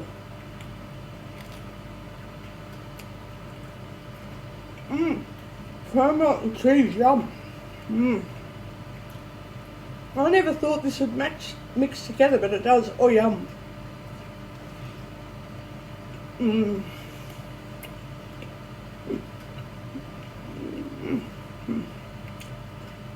I love Pro Modern cheese. My God, yum.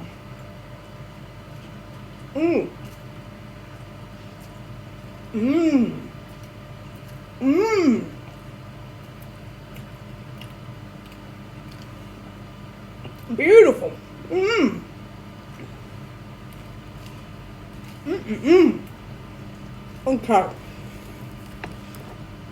I'm putting corn relish on both these bits of bread.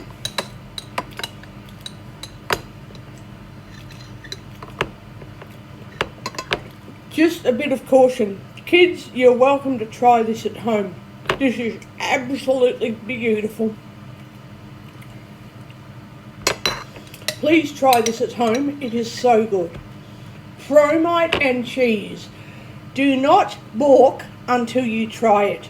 Don't you dare. Do not dare balk at Promite. Minus pause. Minus iPad microphone. Speak. Do not balk at Promite and cheese on toast in the oven until you try it, guys.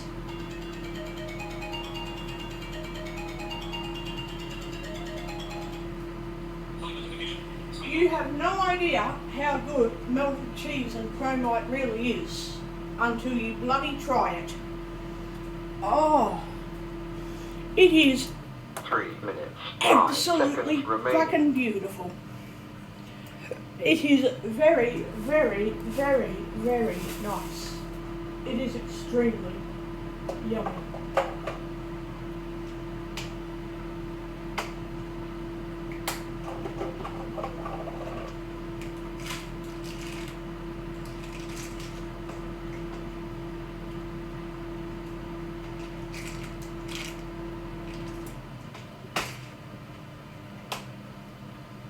Oh.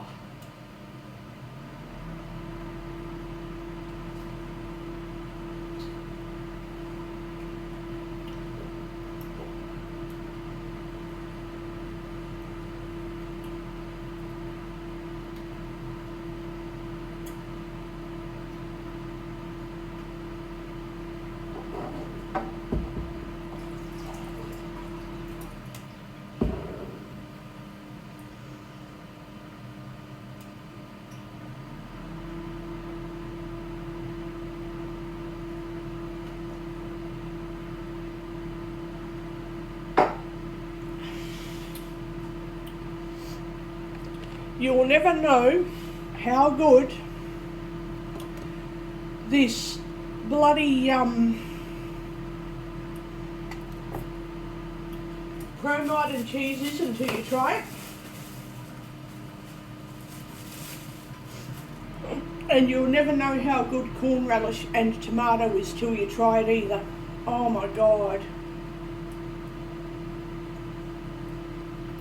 It is absolutely delicious. It is fucking delightful.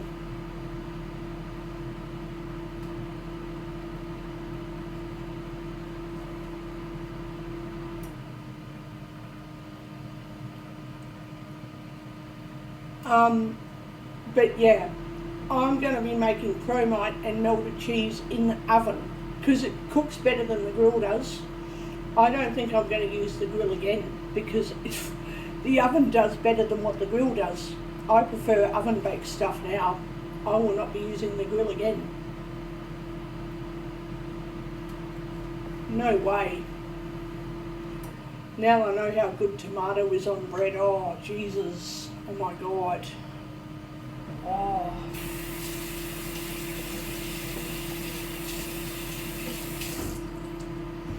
Oh my God.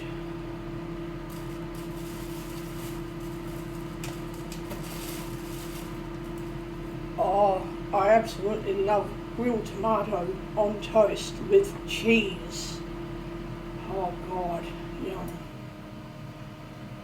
And later today, I'm going to warm up some bloody stuff, some bacon and cheese. Oh, bugger the fry pan, you know. People say you just put it into the frying pan. Well, no, you just bake it in the oven. You just bake it in the oven. You just bake it in the oven. Oh, it is very, very nice. And probably going to end up making some more cherry tomatoes with cheese on toast. Oh, it'll be so good. It'll just be so awesome.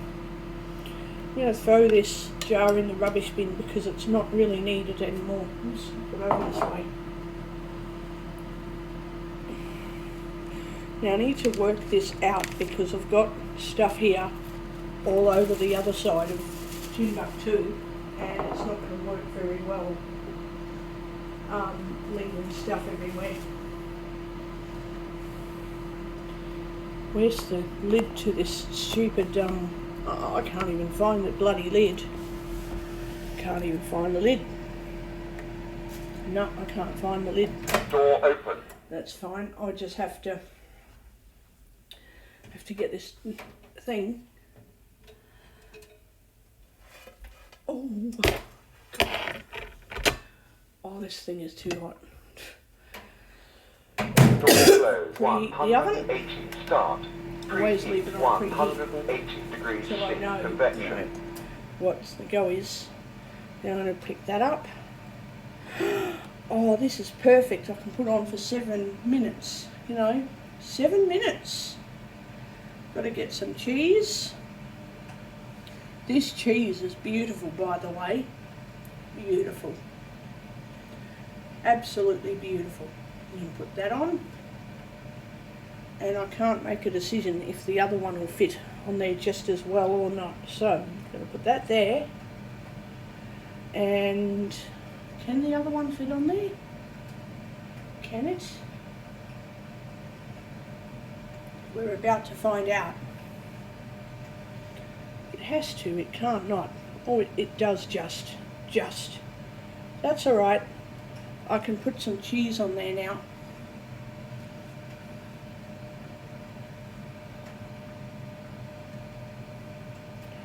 Oh, this is beautiful. So 7 minutes in the oven. Perfect. 7 minutes in, you can pick it up, put it on the plate. Got to leave the microwave preheated though to keep it on the oven preheat cycle until you finish with it. That's just how it works. So I'm going to pick this up. Is it going to be too hot? Let's see. No, it won't be. It cools down relatively quickly. Pause. Now, Door to open. open that up. Pause. Now I'm going to, it's getting really hot in there. I'm going to gently touch the oven, put it just there. Okay. Oh no. I thought I was going to completely ruin this. Because then when it does get really hot, you just get a bit of heat, a bit of like a bounce on your fingers. Pause. Continue. 1, 2, 3, 4, 5, 6, 7 minutes. You just get a bit of a, you know, ouch on your 180 fingers, degrees but it C. doesn't, Convection. burn you 7 up. minutes. Now this is, oh yum, it's all melted too. 7 minutes is perfect.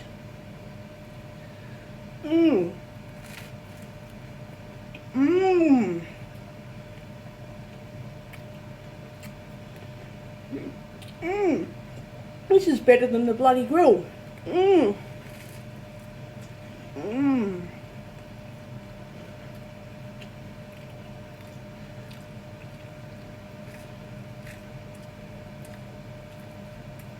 And you can have it with cheese or with no cheese, it doesn't matter. You know what, guys? If my toaster breaks down, guess what? I can use the microwave oven to toast my bread.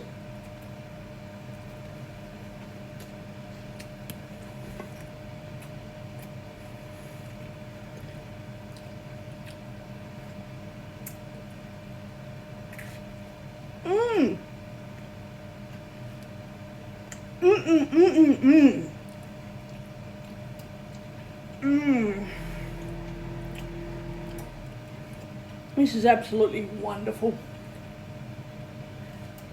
I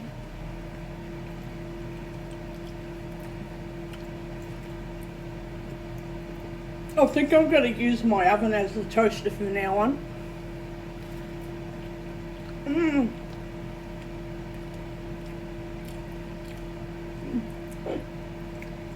I believe you can make burgers and toast it in the oven too.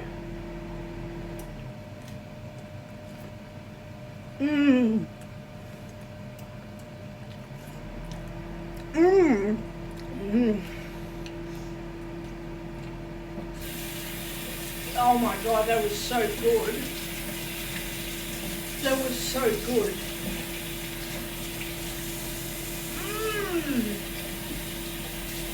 Please, before you balk at Promite and cheese, you need to try it once.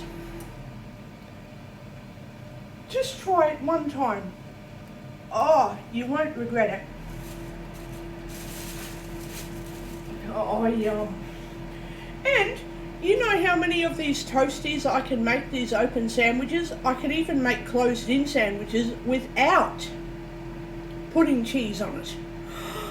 Oh, yum. Oh my god, beautiful. I'm even going to make another tomato toasty. Just, you know, make one. I just don't have to put any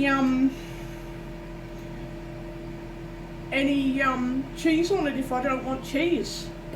You know, I can have cheese or I can not have cheese. It doesn't really matter. I can just choose not to have cheese on it. And when I want some Promite on toast, I can put cheese on it and put it in the microwave oven. Oh God, I'm never going to see myself, you know, cooking food the same way again, ever. Absolutely never. I mean, you can even make like little mini toasty pizzas, you know, it's like making pizza. Oh, yum. You can even put, you know, pieces of ham and pineapple on there.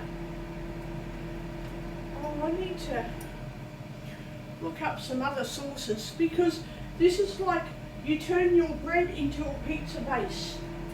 Oh, this is so good. You turn your bread into a pizza base. You know, don't have to worry about a proper pizza base. And you make, you know, a little light pizza filling. Oh.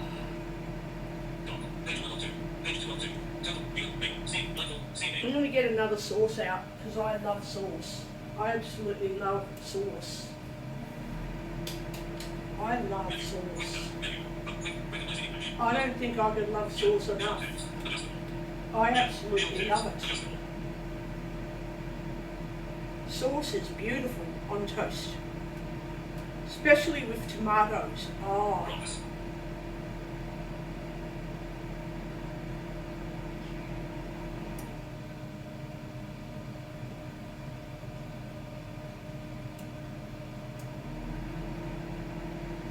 Let's go with that.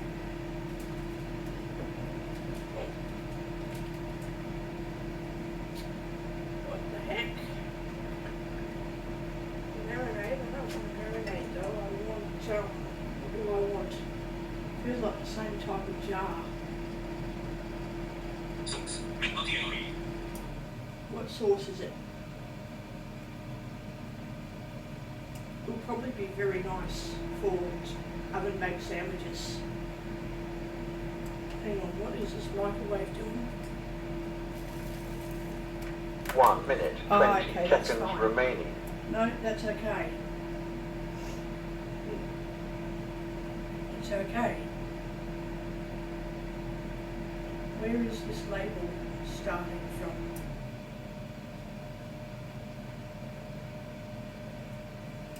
Won't even read it.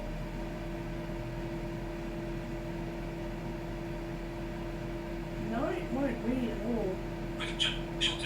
Oh God.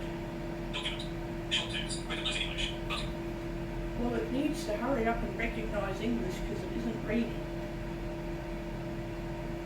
Recognising English means what? It needs to read. No, I don't want tartar sauce. I can even make, I can even do like grilled fish too. Grilled snapper would be beautiful, but I can do it grilled or baked. No? I don't really want tartar sauce. Oh, bugger. I'll just, what else am I going to have with it there now?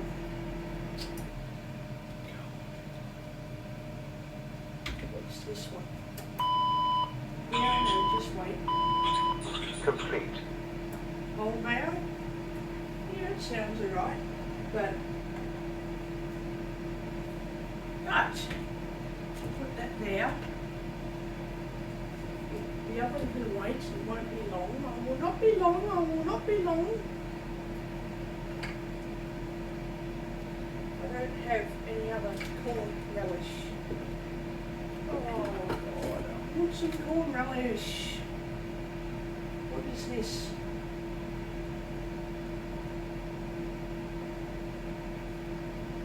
If it's chutney, I want it.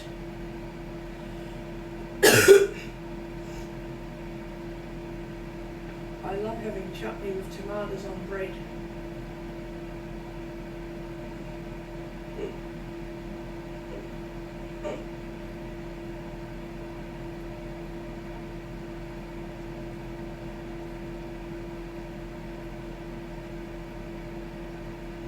At least I know now if I want a quick snack, have some melted cheese on bread with a bit of promine. Oh, what kind of spread? Content. Spread. Brilliant. Extract. Spread. Oh, it'll be promine. It'll be promine. Oh, Jesus.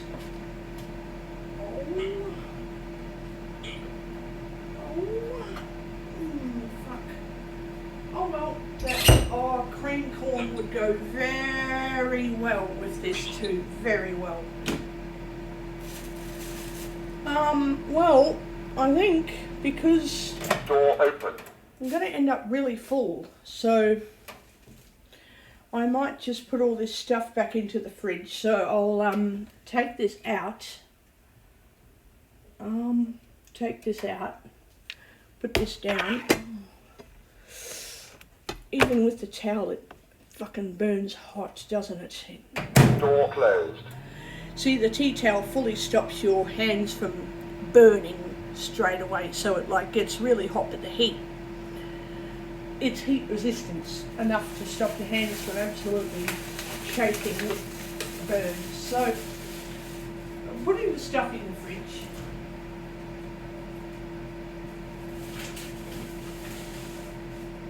Because I'm probably not going to make any more food after this for a while.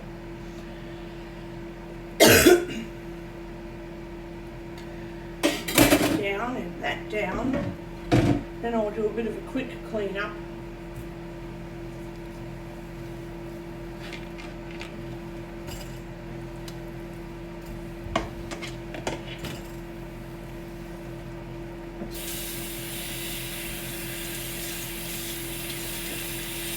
And enjoy eating, because I love grilled tomato with cheese and corn relish.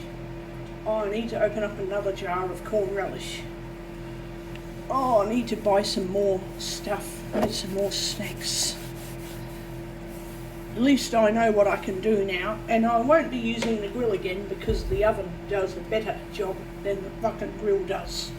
It does a better fucking job than the grill does.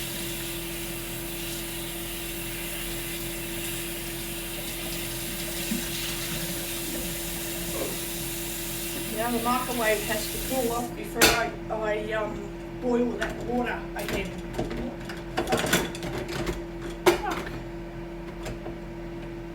Don't want anything more to go tumbling off and breaking and that. I need to get some more coffee mugs. I don't have any left. I am not happy, Jose. The good thing about this oven is once they're cooked I can pick it up. Yeah, a little bit of melted cheese will come off, but it won't be too much. It won't be that much. You know, isn't that bad. And then I can put that into the sink because it doesn't stay boiling scalding hot for more than about 3-5 minutes maybe. Oh God, yum. So I can't reheat that water until in my water jug, you know, microwavable jug, until my microwave cools off, which is going to take probably an hour because it's gotten so hot. But yeah, I highly recommend the Talking Convection Oven. The Talking Convection Oven is beautiful. I prefer the oven. I do prefer the oven over the grill, because the grill heats up from the top of the microwave and it heats the top of the food, but I prefer the oven because it fully heats all of the food up. It heats it all up. Mmm. Mmm. Mmm. Mmm. And this is good.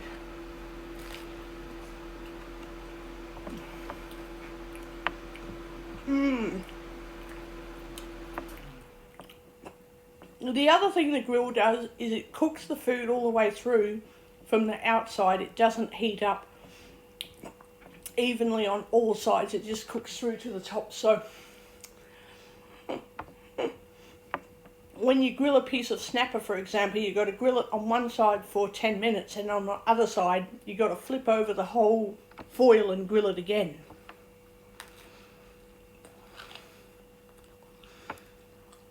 Whereas if you bake it in the oven,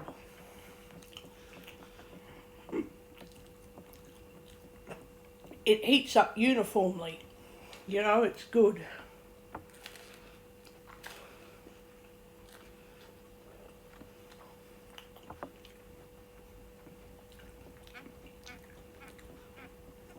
I reckon I should do a piece of grilled steak in the microwave. You put it in for 20 minutes, then you flip the steak and you put it in for another 20 minutes. Beautiful. Mmm.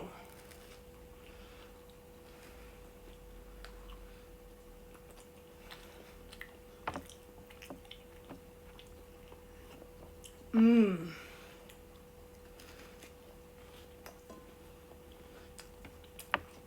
Mmm. Why use a fry pan when you can just use the oven?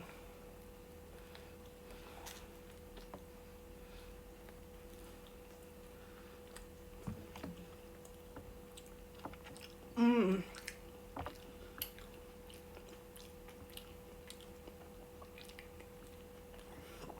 Why use the frying pan when it is so much easier just to pop it into the oven for 3 minutes?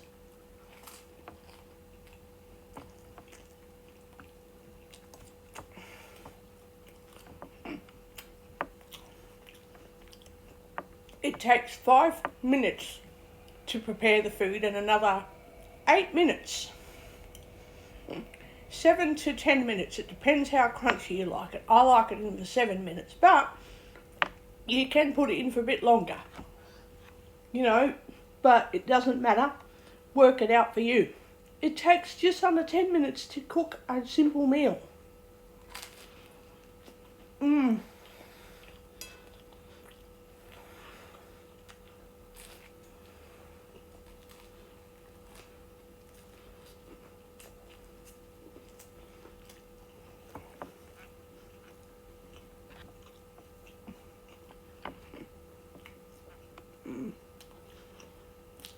Mmm.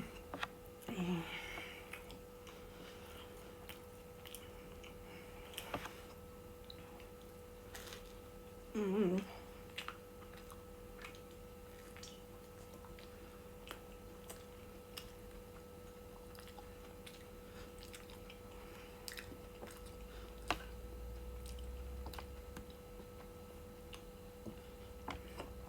I believe you can press the bread flat to make like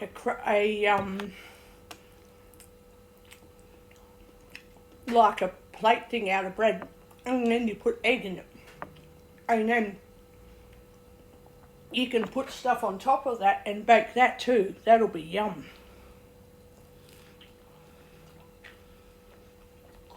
Mmm.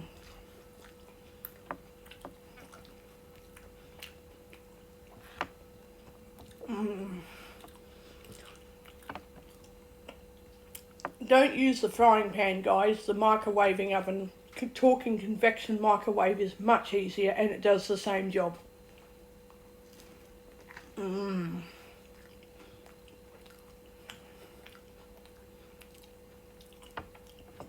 The metal pan that comes with it, do not use scouring or any rough sanitizer or anything on it because it is Teflon. You've got to use a gentle cloth and dish soap. Oh. Mmm. Mmm. Mmm.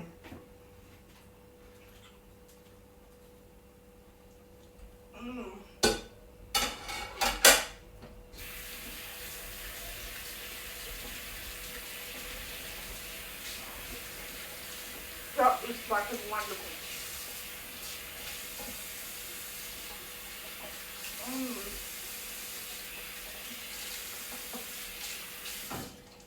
That was fucking wonderful, man. Oh god, that was fucking beautiful. I'm gonna open up this oven. It is classed as an oven, by the way. Oh, I've got to make another cup of coffee after that. Oh,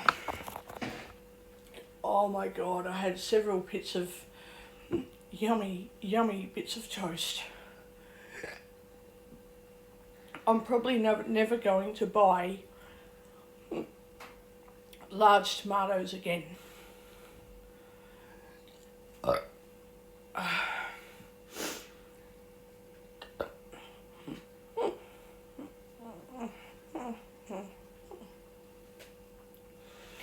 Unless I buy it and then I cut it in half and I put each half on the toast. Oh, that would be delicious. Mind you, cherry tomatoes are smaller and they mix better with food, so you don't have a heavy slab of tomato pushing all of the rest of your food off the toast. Oh, that is just so good. Might give this table a quick clean up and have a drink and all this stuff. And then make a coffee. Beautiful. I have to put that in the rubbish bin because it's all empty. Well, there might be a bit left in the bottom, but you know, when I can't get it out with a spoon, I don't worry about it. Only a little tiny bit left, it can go in the rubbish bin. You know, if there's only a teaspoonful left and I can't get it out, it's not much to waste. It's not much to worry about. And for those people who can see what they're doing, you know, get it all out of the jar. Get it all out till you can't see any more of it. Well, it's too hard for me, so if there's any scraps in the bottom and I can't get it, well, too bad. There isn't much to get rid of.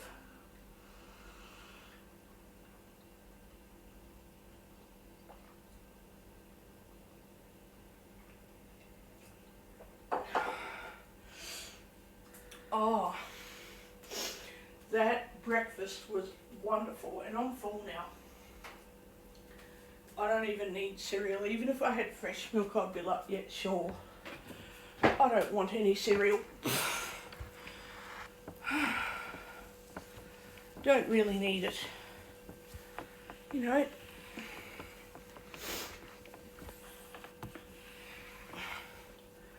Okay, cleaned up. Wow. And I gave the floor another good vacuum up. I'm happy about that. Very happy.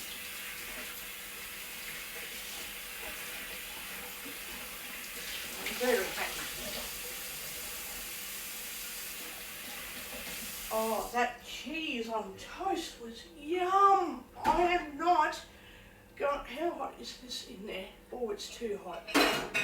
Get that out because that's cooled off a little bit. That is very hot. Needs to, can I feel the side? Yeah, it needs to cool off a bit more. Then I'm going to reheat that water and make a new coffee.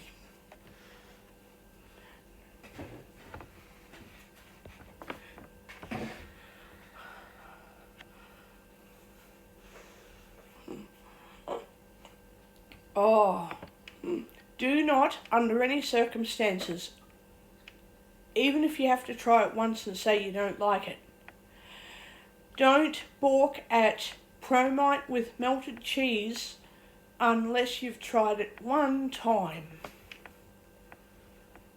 It is fucking yummy. And American cheese with Promite.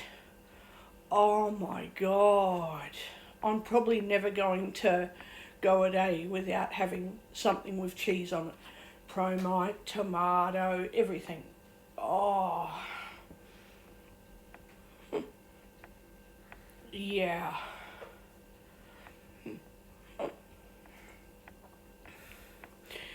And putting some bread rolls into the oven with ham and mayonnaise on it and warming it up until it is really hot.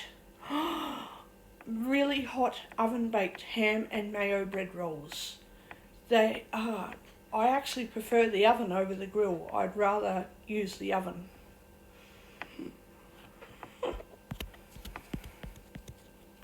Speech on. 2 hours. Stereo. M4.